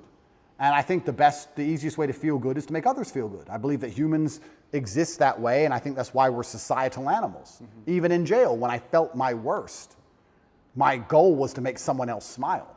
Because if I can make someone else smile, I would smile. So on my worst days, I was my most charming, my most energetic, my most interesting, my most talkative. Yeah. I was happiest on my worst day because I decided that's how I have to be to stop myself feeling bad, because I decided. I also feel like, it's kind of interesting. No one's emotionless, and I certainly feel things. And I'm going to come up with a theory, which you're going to call complete garbage, because I am not qualified. But this is my theory. Yeah, go for it. I believe that emotional energy is a lot like a bucket of water. You have all this emotional energy, right? You have a bucket of water. And then you have a bunch of different holes you can pour it down. So I believe if you wake up one day and you feel particularly depressed, you don't feel depressed. You just have a lot of emotional energy that day. Some days you don't have that much emotional energy and life is pretty calm. But some days you wake up and you have this big bucket of water, and the superpower is deciding which emotion you're going to put it in. Not to not feel the energy, but to decide which emotion you're going to put it in. And I think that's my superpower. I don't have the superpower of being able to stop myself feeling things. Yeah. I have the superpower of being able to choose how I use that energy and what I decide to feel. And then if you want to be hyper successful as a person, you have to be very careful to avoid the happy hole. Because happy is what everyone thinks they would choose. If you had this emotional energy and could choose any emotion, you'd choose happy. But if you choose happy, you don't get much done. What do you choose? I choose, if I had to choose how I wanted to feel all the time, I would choose proud. And proud means you have to work. Proud means you have to do things. You have to achieve things. If you want to be proud and be realistic, you have to do fantastic things. So my default favorite emotion is proud. Right. That's how I'm happiest when I feel proud about anything. Well, and the organism releases dopamine in the brain when we do hard work Which is and why I accomplish have to win. tasks. I have to win all the time. yeah. I love proud. To feel good. You do it to feel good. Yeah. I don't like happy. If I feel happy, giddish happiness like a child or like females usually default to happy. They don't care how they get there. They just want to get there. Right. They just want to feel happy. Right. I avoid the happy hole because I think people who are desperate to only feel happy are the ones who are addicts. You know, gambling addicts, drug addicts, drink too much, do dumb shit. It's all temporary, no delayed gratification. That's how you destroy your life, choosing the happy hole. So we were talking earlier about jail and how when I felt particularly bad, I'd wake up with a whole bunch of emotional energy. It's unchanneled, it's a bit wild, so I guess that can be perceived as sad you're out of or your depressed. routine, You're out of too. your routine. So I would sit and go, okay, I have all this emotional energy today, where am I going to put it? And I'd put it in a place where perhaps on that day I might feel happy, or perhaps I'd choose something else, but I would try my very best to take all the energy and put it into a place where feeling that emotion was the most competitive emotion, or was the perfect emotion for me to be as competitive as possible in that particular scenario. So yeah, on days where I woke up and I felt a little bit sad, I'd be like, okay, I'm going to turn the charm on today. I'm going to make everybody laugh. Right. And by the end of the day, I felt fantastic. Do you think God wants to break you?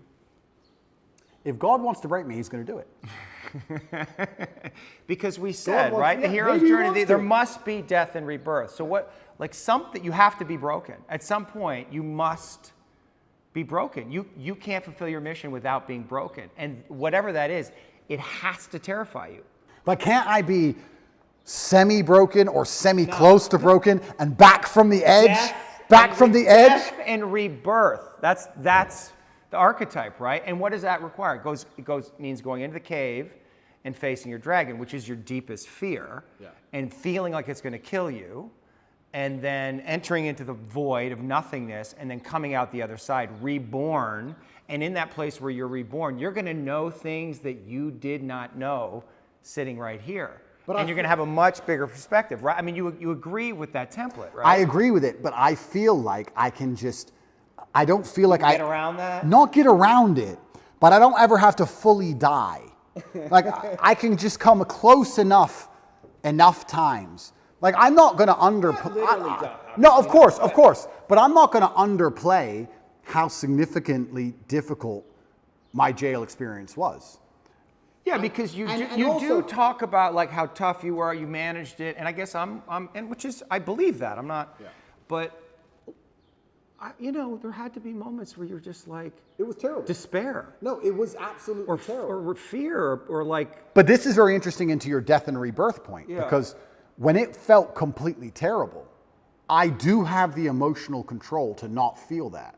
But I decided to let myself feel it because I felt like I wouldn't learn as much if I turned my brain off. That's right. So I've talked on PBD about Tristan. Tristan and I have the same superpower. Tristan didn't care about jail. He didn't care. He didn't, or he acted like he Maybe that's didn't just care. his own code. He acted like he didn't care. But that was his coping mechanism. Sure. Don't care about jail. I decided, no, I'm going to care. I'm going to feel everything. I'm going to allow myself to feel these negative emotions because I feel like I will learn more. I could have done what Tristan did. I could have woke up and said one day or later they'll let me out. Still rich, give a fuck. Right. Could have done that. I didn't do that. And jail, that's why he sleeps. That's why I have nightmares. Because I don't believe his jail experience was that traumatic because he turned his brain off to it.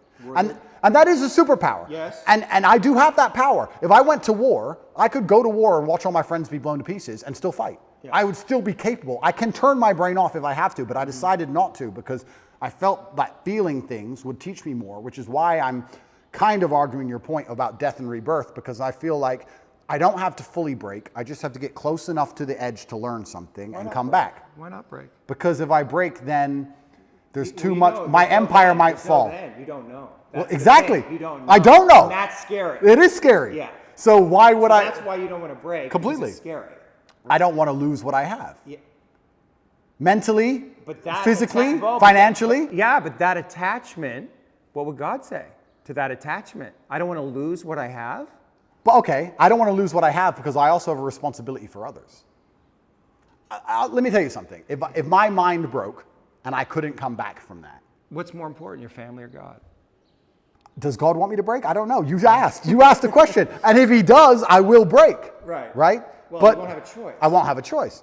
But jail itself was terrible. Like, we're talking about vulnerability. I can sit and explain all the things I struggle with in jail. It was absolutely terrible. And I think a lot of people who are watching this, I think they need to keep in mind, I wasn't in jail. I was in Romanian jail. What's the difference? Well, it's the poorest country in Europe, and it was built during communism, Right. and it's basically designed to torture you. Cockroaches. Yeah. Yeah, I mean, it's not like jail, like we imagine jail. I don't want to insult the Romanian justice system. And I don't want to insult any Romanians. I'm still within the confines of Romania. But I think most people at home understand what I'm talking about. I didn't have yard time. I didn't have any friends. I was in a room for 93 days. I did not leave that room unless I was being dragged to court in a language I didn't understand to be sent back to the room. Yeah, it was hard. I did a 4-day vision quest, 4 days, 4 nights, no food or water out in the mountains, like in a restricted area, like just like a prison cell. And that took me to my edge. So I can't even imagine 93 days. Yeah, I mean, it's terrible. And you don't know how long you're going to be in there for. Yeah. And you have no control over anything. And you don't sleep very well. People think you just sleep it off, but you can't. The jail is very loud. There's a lot of distressed people in there, a lot of upset people. The energy is sad. Yeah, it's a bad place to be. But I knew that my only option was to deal with it. So I knew that not handling it wasn't an option. So if not handling it, it's not an option. The only option left is handling it. So you just have to find the best way to do it. Yeah. And I certainly allowed myself to feel a lot of emotions in there that I could have probably blocked out so that I could learn as many lessons as possible. And I've learned a lot of things. But I would say that, I mean, all in all, I understood as a man, you need to have a strong body so you're not attacked by anyone else, and a strong mind so you don't attack yourself. And I think jail in many ways is just pressurized life. And if you feel a little bit angry outside of jail, you'll be very angry in jail. It's pressurized life, and you can't distract yourself with anything. Mm-hmm. Most people, if you feel angry right now, you're like, oh, that pissed me off. And then you get on your phone and talk to someone else about something else, and you distract yourself. But you're left alone with your thoughts, and you can't distract yourself.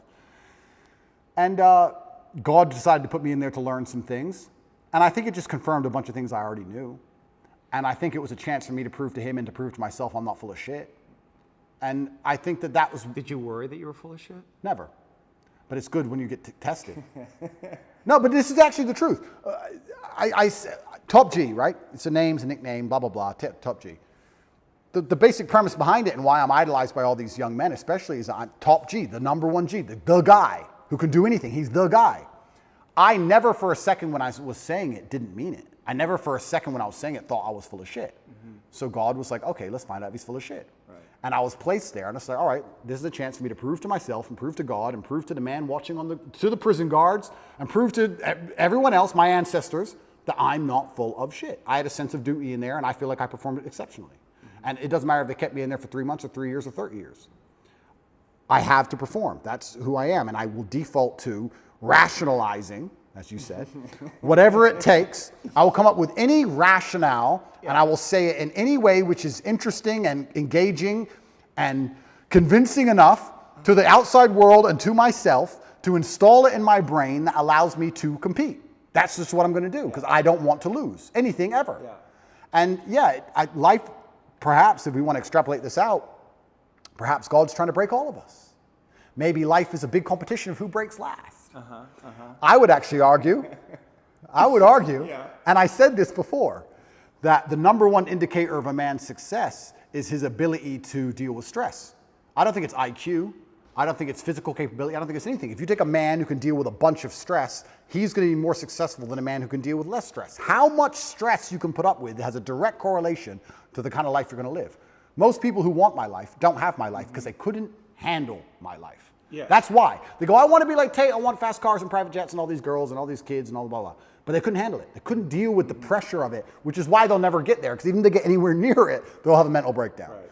So how big your life is and how successful you are in the physical realm is directly linked to how much stress you can deal with. And perhaps God's trying to break all of us. And he's trying to find all of our limits. I think most people at home watching this probably have something going on in their mind right now or something going on in their lives that might break them. Yeah. To me, it would be nothing. To them, it's a big deal. Yeah. So God's out here to break all of us, and I want to be the guy who breaks last. Well, maybe he's trying to make us stronger, give us tests to help us evolve, to help us grow, to help us know him more. Absolutely. So let's assume that's what God is doing. Mm-hmm. To a degree, he's trying to see where all of us would break. You have two responses to that. You can either be intimidated by the fact that God is out there trying to make your life difficult, or you can be excited by the idea of it and saying, this is my chance to prove myself to God. Right. Which is what I was saying earlier on at the very beginning of our podcast, why I've adopted the mindset where struggle is semi-exciting to me.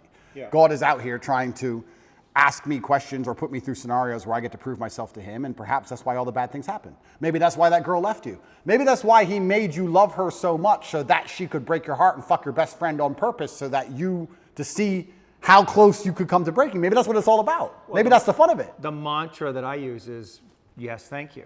Whatever comes, yes, thank you. And yes is an acceptance to God, and thank you is gratitude for what's happening. And that mindset is a kind of surrender to God's will. Yeah. Do you struggle between, your will is very strong. Yeah. And I can feel the place where you like to impose your will in the world. Yeah. So your will versus God's will. Well, he'll win. Are you in a fight with God on some level, like not literally, but unconsciously, between His will and your will? No, I think I am doing His will. I think I am doing His will, which Right. is what it takes to be truly successful in the world. I do believe that the moral arc of the universe does bend towards truth. And that's not my saying. I think that's Martin Luther King's. But I think that it bends towards truth and justice in the end. I think that the battles we are currently fighting in society, which look hopeless, in the end can be won. And I feel like I am doing His will by standing up and telling the truth. I think I'd have to be a complete coward of a man to end up having all of the masculine youth of a planet paying attention to every word I say, and then say, oh, but if I tell them good things, if I help them and help the world by extension, I might get in trouble. That'd make me a bitch, and that's not who I am. Yeah. So I think if you give any man worth his salt that degree of power and influence and responsibility, he's going to stand up and say, okay, this is how you should live as a man, and this is how you can make the world a better place, unless he's afraid of the repercussions by the evil people, by the people who are on the other side, who are genuinely evil and satanic, who are out to destroy good and truth. And I'm not a coward. I've never seen myself as a coward. And in fact, we don't talk about vulnerability. The number one thing I could never exist as is a coward. I think that's, you want to talk about my biggest fear, it would be knowing I'm a coward. Seeing myself as a coward and being very realistic and knowing I was actually a coward. I couldn't accept that because I feel like I would be disappointing all of my ancestors and God, and I would have been full of shit all the time I was talking. Now I'm a fake, now I'm a liar, and I'm none of those things. Right. When I say to the camera and I sit here and talk about depression not being real, I mean what I say because I've lived enough shit to tell you that if depression was real, I would have been depressed. And people know that, which is why they listen to me in the first place. I would hate to look in the mirror and know I acted like a coward on that scenario. I can't be that person. So. Courage is the highest virtue, I think. You think so? Courage, love. Well, I like to think of myself as a man with plenty of love in his life and a very loving man. I also like to think of myself as an extremely brave person. I've never been a coward. And even just the idea of being a coward is enough to motivate me to do nearly anything. So if you were to try and, here we go, vulnerability. If you were to try and manipulate me, how could you manipulate Andrew Tate, one of the smartest people on the face of the planet? Well, you would have to try and convince him that it was the only brave act.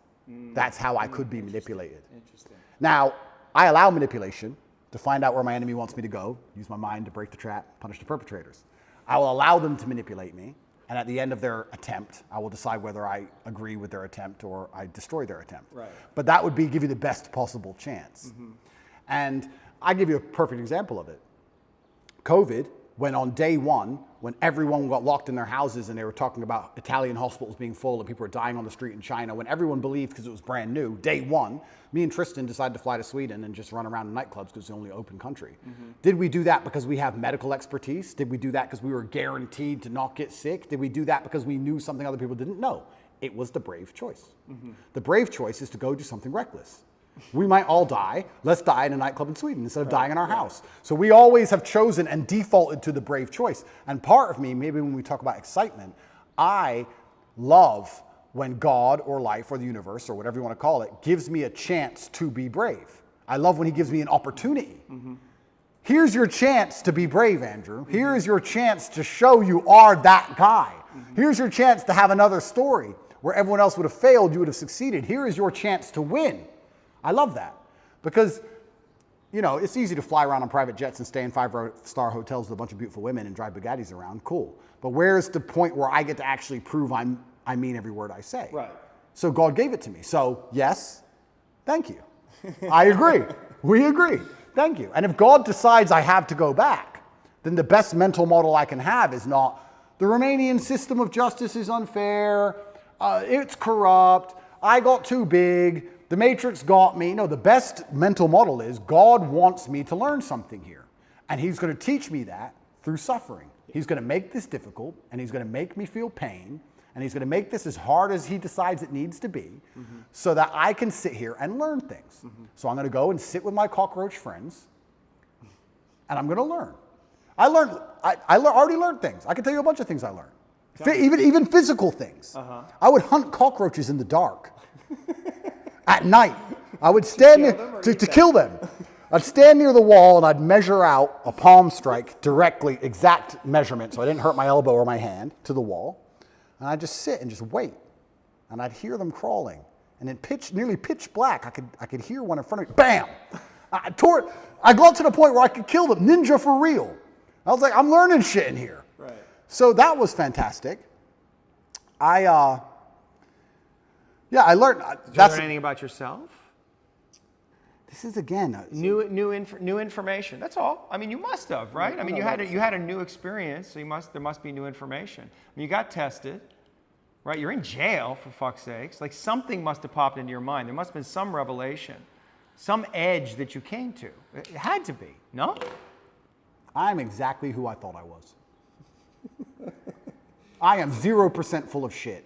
I am exactly who I thought I was. 0% full of shit? If you would have told me, Zero? if you would have told me before I Not went, like 0.1, before I went 0.5? to, before I went to jail, before they put me in that dungeon, in the dark, with the cockroaches, if you would have told me how I would react to that scenario, I would have said to you, I would have suffered and it wouldn't have been nice, but I would have refused to break, and I would have been the kind of person who sat there and endured and emerged more powerful than ever before. That's what I would have said. Yeah. And that's what I've done. Yes, yes. That's exactly what I've done. So But that's not the question. no, it's not. There may be a side order of nightmares. I learned, I've never had nightmares before in my life. That surprised me. But they're here now. That's life. I learned that, I guess. I learned that when I got out of jail. I didn't have nightmares in jail, which is strange. I had nightmares when I got out. Maybe it's fear of going back. Don't know. Yeah. But what else did I learn about myself? I had already pre-decided and had already told the universe how I would act in said scenario. This scenario was not a scenario I hadn't discussed or didn't believe could happen to me. I had already analyzed, if this happens, what are you going to do? It was a pre-designated plan.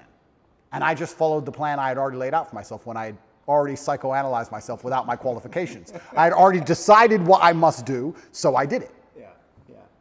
And I was able and capable of following the plan and following through. Yeah. So I'm not a liar. I'm 0% full of shit. Right. I hear you. And if I was full of shit, I would sit here. Nightmares, though, but there's something. It's not full of shit, but just the something happened. Oh, completely. Right, because you're having nightmares now, so something is going on. Yes. That you don't like. Understand. That's all I'm getting at. That's completely true. I performed exactly how I needed to perform and how I knew I would perform. So when I talk about being top G and mental control and depression is not real, everything I say is true. I performed exactly as I could. And I should. There is a side effect, which happens to be these nightmares. But my attitude towards the nightmares is, yes, thank you. Good. I don't want them to go away. They will go away when whatever needs to be dealt with is dealt with by my own mind. And like I said, if anyone else could fix them for me, I would not allow them to, because I believe it is my lesson and it's my pain and my trauma and it's mine to deal with. And if I have to keep them forever, I'll keep them. I am not afraid of feeling negative. I'm not afraid of it. I'm not afraid of having nightmares. I don't wake up going, I want to feel good. I don't care. So if I have to feel miserable, it doesn't bother me. I don't see why. In fact, I'm going to change that. I don't see how you can put such importance on how you feel as a man, because it makes you non-competitive. Well, but it makes you, what it does is it brings you into presence. And presence is the most powerful quality that you can have as a human being. And if you are not in touch with your feelings, if you disown them or you rationalize them in some way, you're not fully present. Completely agree. Right? So the reason we want to connect with the places we have fear or pain or sadness, right, or anger, whatever it is, it's not to feel it and let ourselves be a slave to it. It's just to let it come into our conscious awareness to know what it is. There's information there. It's data, right? And if we can be present with all that we feel, right, we're much more powerful beings. Now, it's super interesting you said that, because you're right. Because I wouldn't consider myself a present person.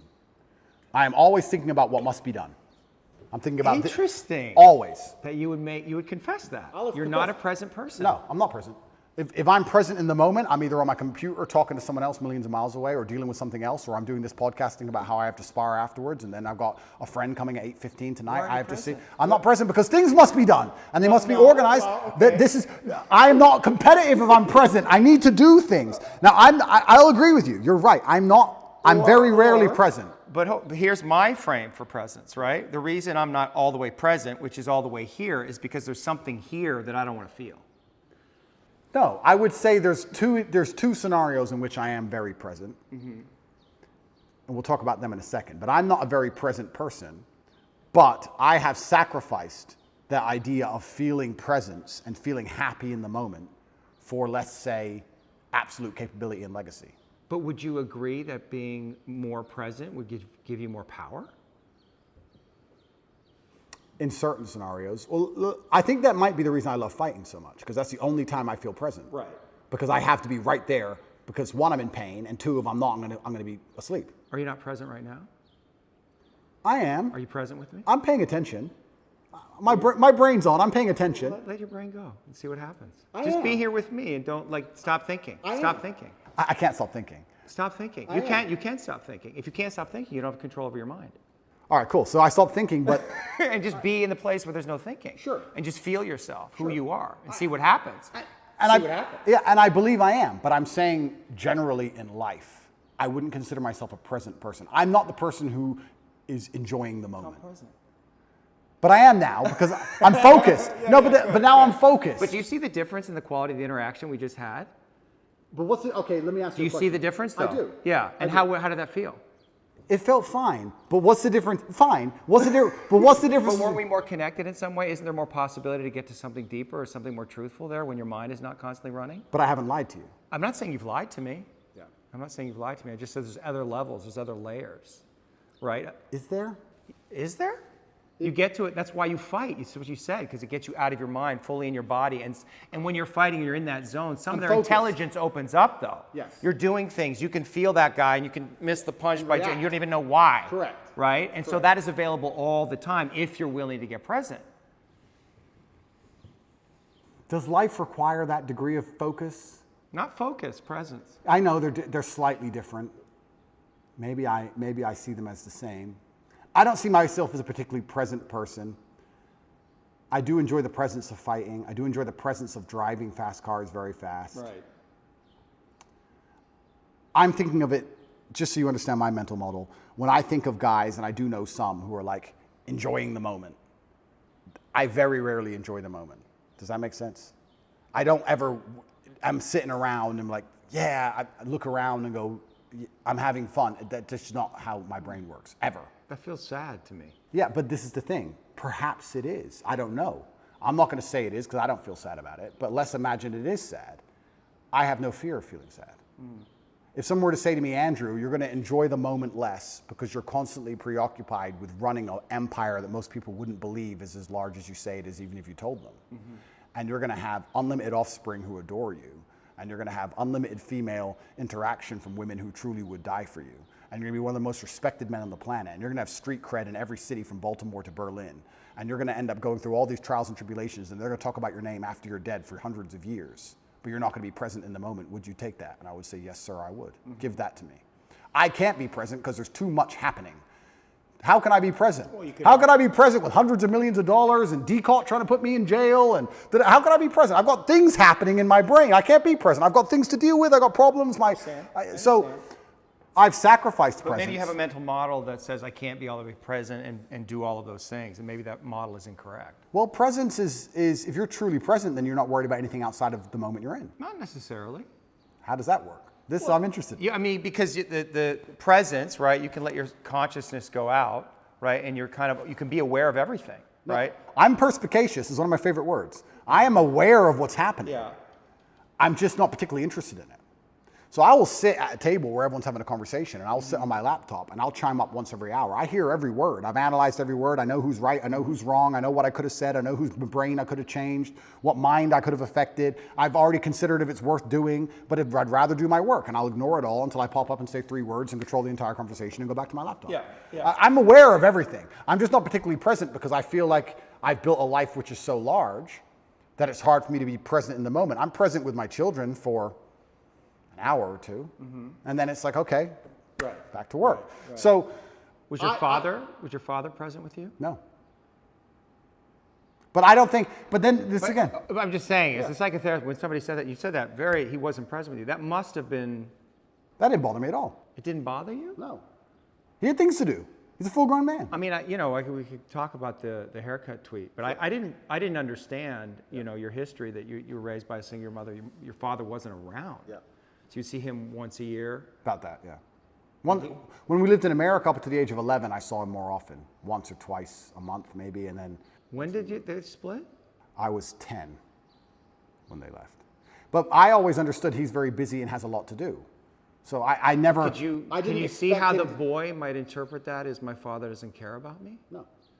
You can see how, I understand you sitting here right now, but you understand like a little boy I think a little boy... might think, where's daddy? I want daddy. I'm here alone with mom. And he might be right, because some fathers may not care. But my father did care. Right. He was just very busy. But it must have been confusing for you. No.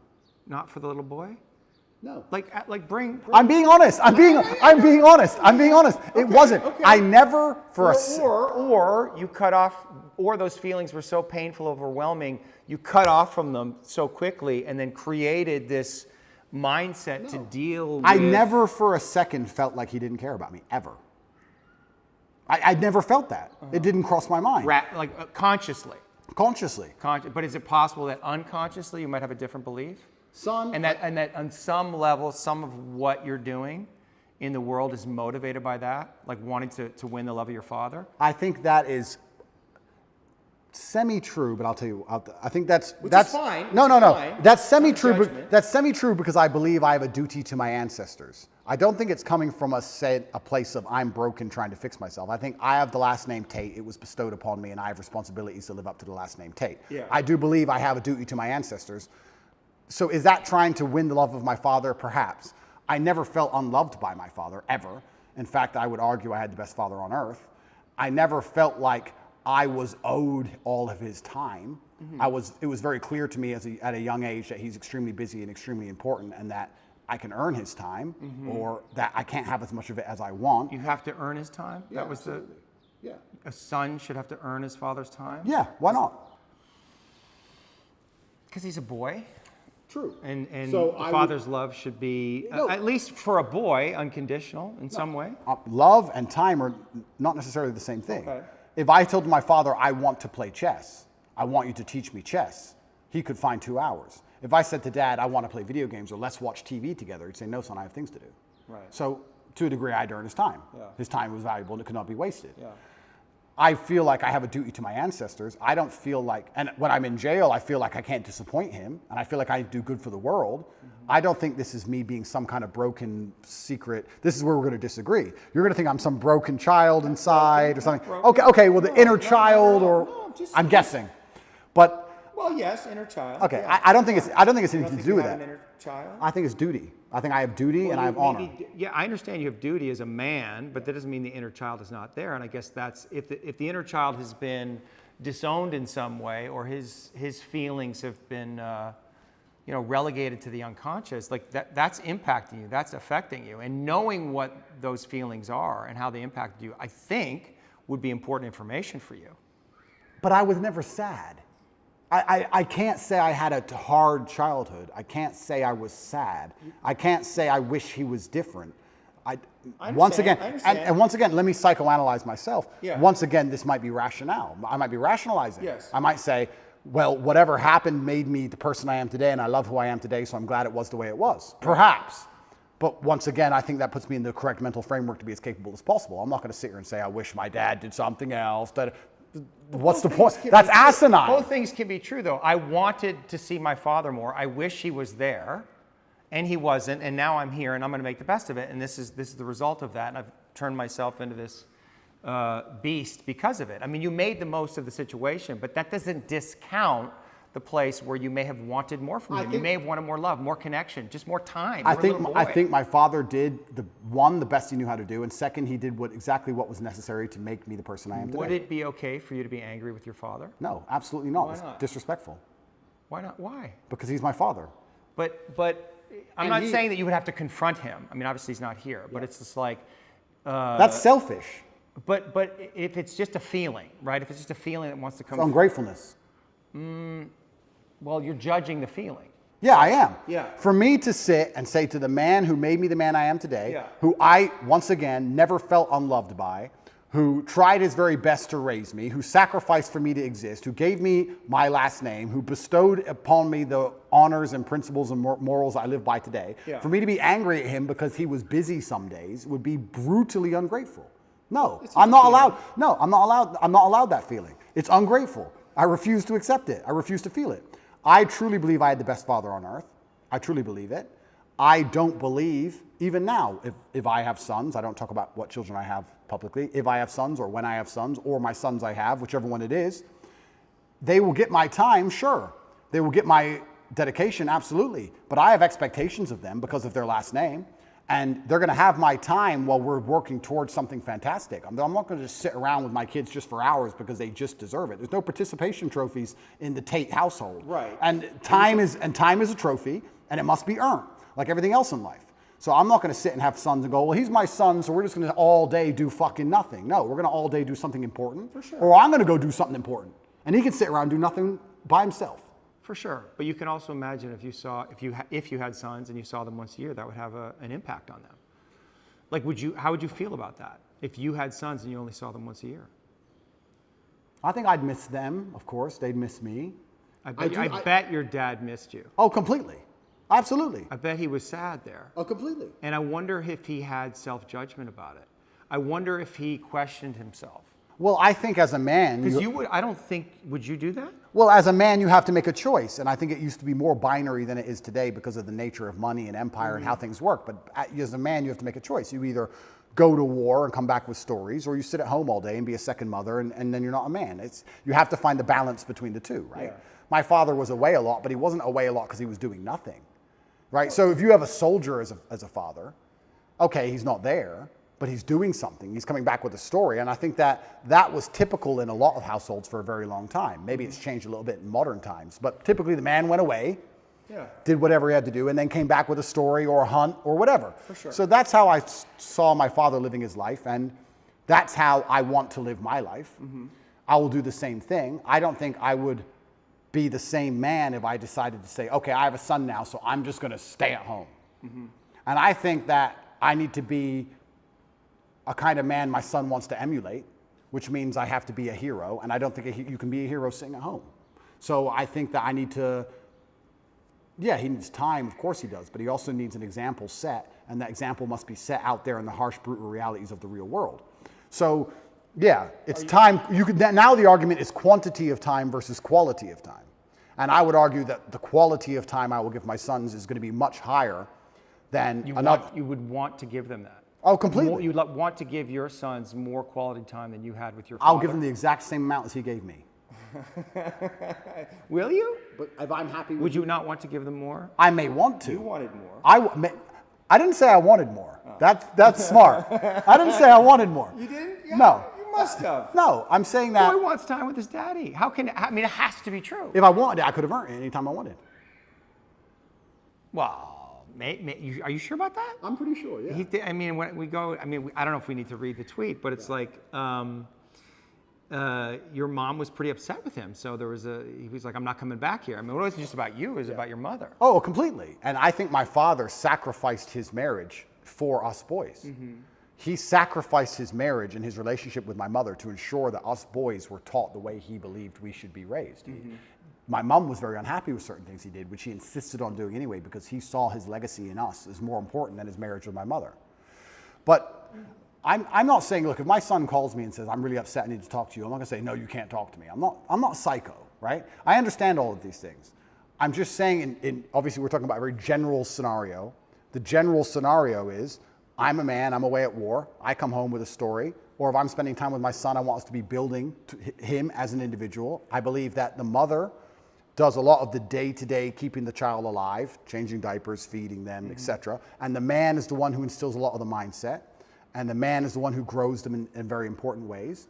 And I think to do that, I need to be a man of genuine capability. And I would argue that the 2 hours a month or 2 hours a week or whatever I spent with my father, him being the man he was worth more than the 200 hours a month that most men spend with their fathers. That's why I am the man I am. Yeah. So there'll be some fathers who sit and say, I could never do that to my son. Well, what can you do? You can go do fucking basically nothing with your life, pay your taxes, come home, be bitched at by your wife, be quiet about it, and be with your son all the time. Sure, you win in quantity of time, but who you are as a man and what the lessons you can really teach, you lose in quality of time. So I believe my father was such a fantastic figure that it's the quality of his time that made up for the quantity, and the only way to do that is to go out in the world and be fantastic. And we can actually extrapolate this out to other things.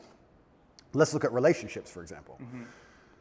I see men who spend every day with their woman. That's fantastic. That's fine.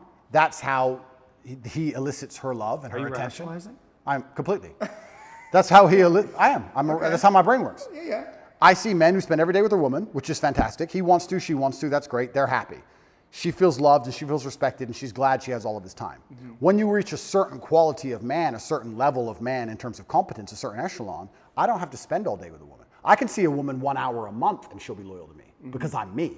Right. Because the quality of who I am and the quality of my time outweighs the quantity which can be offered by a lesser being. Yeah. So you can put this in nearly any dynamic. You can put it in a romantic relationship and also in a family dynamic. Once you reach a certain level of competence, once you're at the highest echelons of human achievement, your time is by extension more valuable and it extrapolates out. An hour with the president is worth more than 100 hours with a guy at McDonald's. Yeah. It's the same. Yeah. So I think my father raised me by not being there. He raised me by being out there and doing so many fantastic things and being such a fantastic individual that I understood I had a duty to him and a duty to my last name, and I can't be his son and not be fantastic. So I think he raised me in absence. That's what I think he did. You're proud of yourself that you got there. You won that one. But I think he did. That's good. No, that's actually a fair argument. That would be the argument about God's will. That was God's will. Correct. Yeah. And so I have to surrender to it, and this is what it is, and my task is to deal with it. And maybe there are feelings you have about it that you don't fully understand, but that's okay. Yeah. You know, you're here now, and you're doing your thing, and you're living your life, and it's all good. Yeah. So let me ask you, and maybe this will be the last question. I can go forever, my friend, so you tell me. We'll see. I am, and the reason I wanted to talk to you is because I genuinely did want to learn about myself. Yeah, I know. And I do like discussing these things, and like I said, I'm being as vulnerable as I can be. I'm not, if you feel like I'm shielding, I'm truly not trying to. Well, when we shield, it's so habitual, it's so quick. Right, our defense is, I mean, we become identified with our defenses, so we don't even know when we're doing them.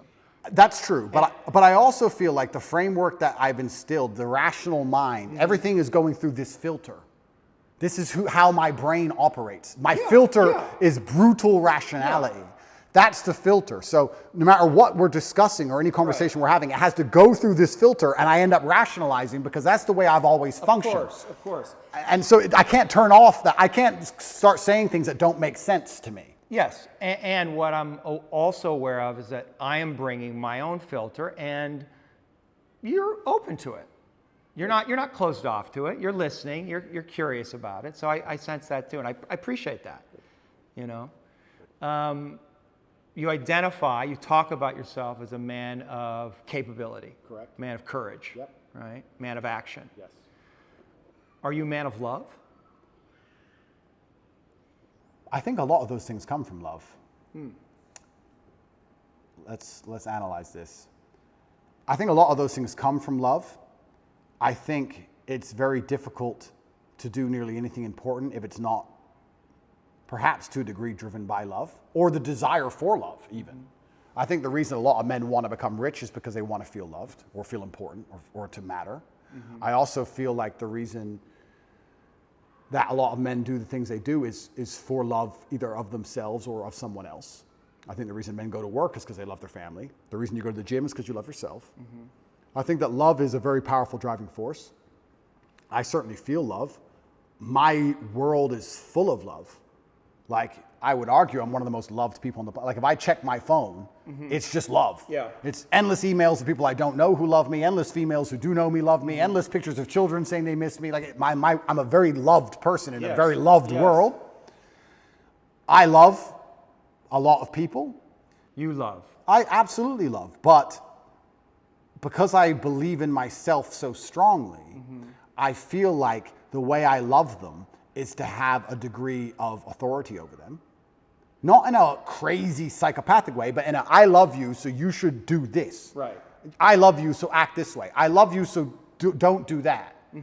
Almost in the same way a parent loves a child. You love your child, so you don't let them eat candy all day because you love them. Yeah.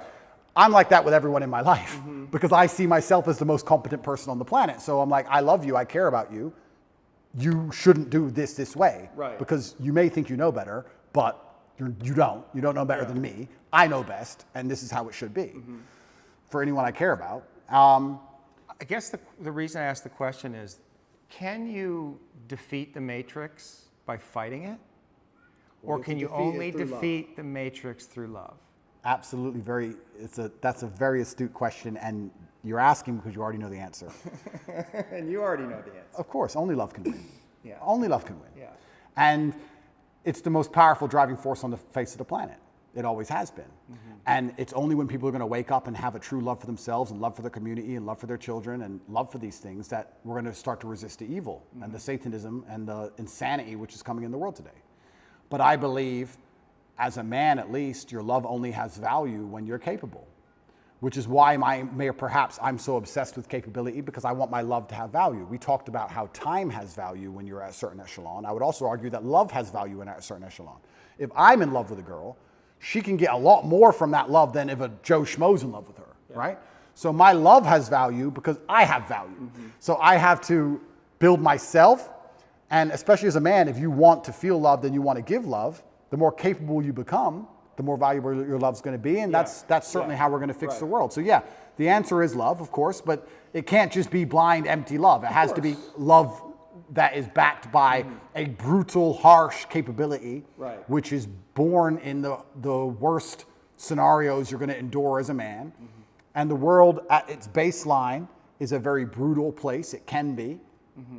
And I think that becoming comfortable with those scenarios and becoming capable in those scenarios is how you give your love deep, true value. But I think that, love is the answer. Right, love is the answer. But I don't want to end. I don't want. That's hard for you to say. No, it's like the Fonz. No, love. But we have to make this clear because most people misunderstand what love is. I understand. No, because you say love is but the not answer. coming from you. I don't think they're going to misunderstand it coming from you. And I guess this is it. Like maybe this is it. Maybe this is what people want more from you. Yeah. Right? They want your love. They want to feel your love. I see it. Yeah. Right? Like I can feel it coming off you, but I'm not like I see your sense of humor. I see how you work. So I don't feel threatened by you. Right? I feel like I understand you in some way, but a lot of people can. And I think that to me is the problem in the world right now, is that people cannot feel the Father's love. I agree with you. And if they could feel that, and also the firmness, also the direction, all the things you're talking about, the discipline, but if they can't feel the Father's love, I mean, that's God's love coming through. And the Father is the embodiment of God on earth. If they can't feel that love, then we're going to have a lot of fucking problems. But that's super interesting because they've hijacked the word love now, and they've confused the word love with tolerance and a complete lack of boundaries. And they're saying, if you're a loving person, you accept all this garbage. No, I disagree with that. You just said a very important thing. You said father's love. A father's love comes with tests and trials and tribulations. What does a dad even traditionally do for his son? Take him out there, push him in the pool, let him struggle a bit, get him out. Yeah. Put him on the bike, let him fall over, help him get up. Yeah. You have to go through the bad things to be rewarded and the bad things to learn. That's how a father typically loves. And a father also loves by saying no. Right. No, you cannot do that. So you nailed it by how society needs a father's love. Completely true. And society has actually hijacked the word love and tried to convince you that you don't need the father's love. Perhaps you need this unconditional love, which is more like a mother's love, if you want to gender it, perhaps. Yeah. So it's unconditional. You can act without honor, you can act without courage, you can act without discipline, and you'll be loved anyway just because you exist. I don't believe that for myself.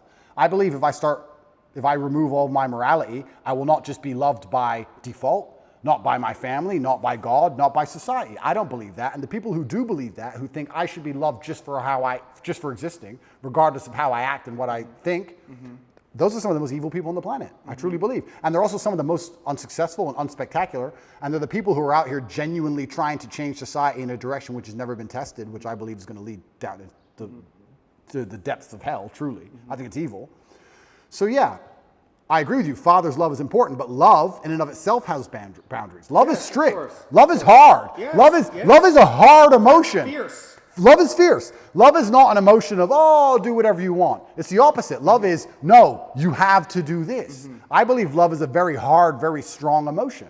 And if I think of how, let's say I have two women, one I love, one I don't love, and I enjoy both of their company, I'm harder on the one I love. I expect more from her in terms of how she acts. I expect more from her in terms of how she speaks to me. I expect more from her in how she presents herself to the world. The more I love her, the more I expect of her, the more parameters I want to put on her in regards to how she should behave, because I love her. Love is a hard emotion. So yeah, love wins, but not in the way that people think love. They've hijacked the word love and convinced people that love means, oh, I tolerate everything. Right. That's not love. I agree, and it goes back to this, what we were talking about with presence. I wonder, and I'm just having this thought now, that if we come all the way into presence, if we allow ourselves to be all the way here and feel everything that's here, that is actually the thing that we would feel, love.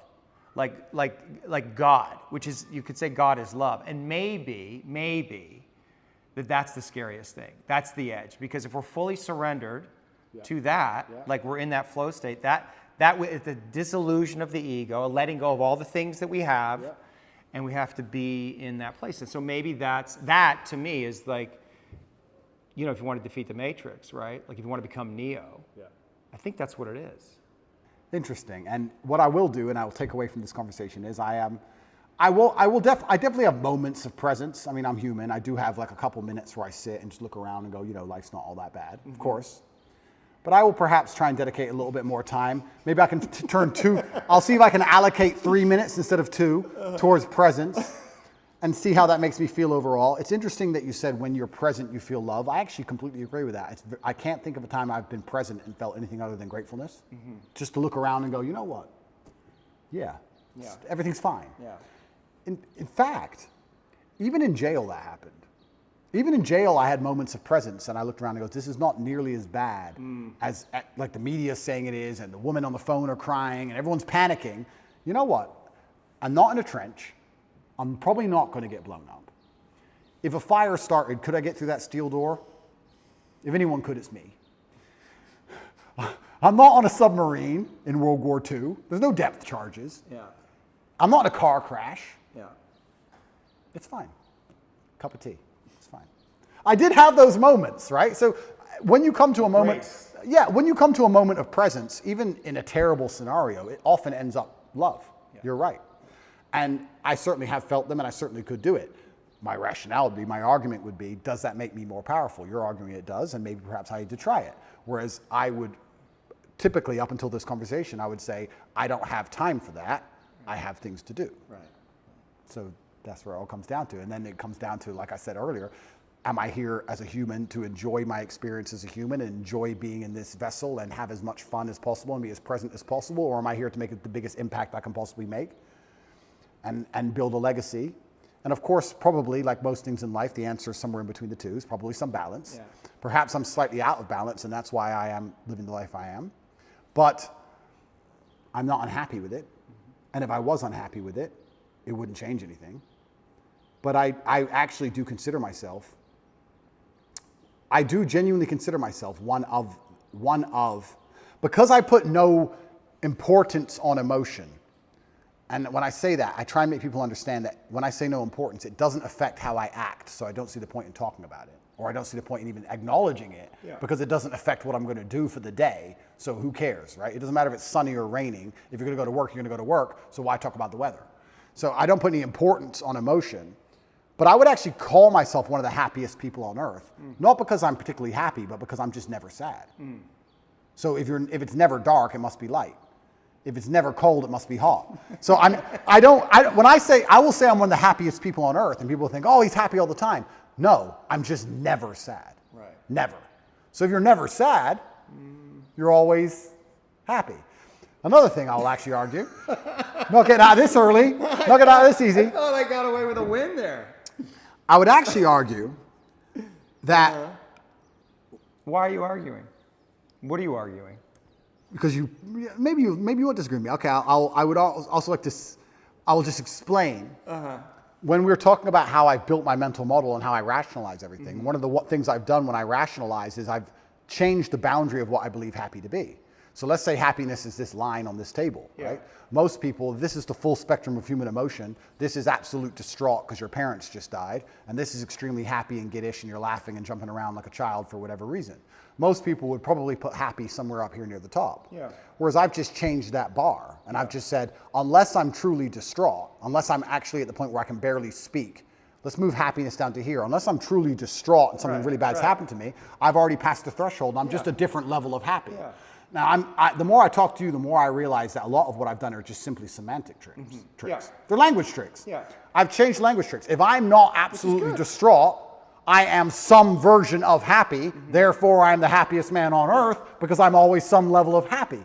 It's semantic tricks, but if it works, I mean, it could be a cheap language trick, but if the cheap language trick works, then it's more than a cheap language trick. So I've also changed what I believe happy to be. I think that there's probably 5 or 6 times in your adult life you're going to be unhappy, and the rest of the time you're just a different level of happy. Maybe less happy, more happy, but you're all at some point of happy. If you can speak, you're happy enough, because when you're truly upset, you can't even talk. That's what I believe. Is that enough?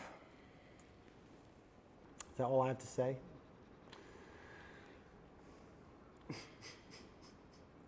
It's interesting, yeah, because So here, you want me to tell you what I noticed? Sure. It is hard for you to stay present. Right? Like you come present, and then you go to a thought, you go to an idea, and you talk, and it's very convincing, and it's very persuasive. And you're asserting your worldview, your frame of reality, which, but like sometimes like I lose you there. Like I'm like, where are you? Like there's words, but I can't feel you entirely. I understand. You know what I mean? And I want to like feel you more. I understand. You know what I mean? I understand, but I don't think. But just stay with that. Just stay in that. Like don't let your mind go. Just stay in the feeling. Yeah, don't go off with the thought. So what am I feeling right now? But just stay with me. Okay. Just stay with me and be present in the experience with no words and see what happens. Sure. Like something will change in how we relate to each other. Something will soften. Like if you let yourself soften and just be with me. Right? Which is kind of a weird experience for 2 men to have. Right? But it's actually what children long for with their father. It's actually what we long for is deeper levels of connection. You just let yourself be here with me and just see what happens. But then what are we going to talk about? We don't have to talk about anything. Doesn't it feel good to feel another man? Like just to feel the strength, like without the words, without that layer of thought and dialogue and discussion? Come back. I'm thinking. Come back. But Don't think. But I have to. You don't have to. Just be here. This is the place you get to when you're fighting. It feels good. It's true, but Doesn't it feel good? Yes, but there's an action involved. Like I can feel everything about the person I'm fighting, whether it's good or bad, and I can feel if I've hurt them or not. Feel me. I don't get to punch you, my friend. It's been good fun, and I feel like I've learned some things, and I feel like we need to do it again. Absolutely. Yeah, that was fun. I appreciate you, man. Thank you, bro. Yeah. Thank you.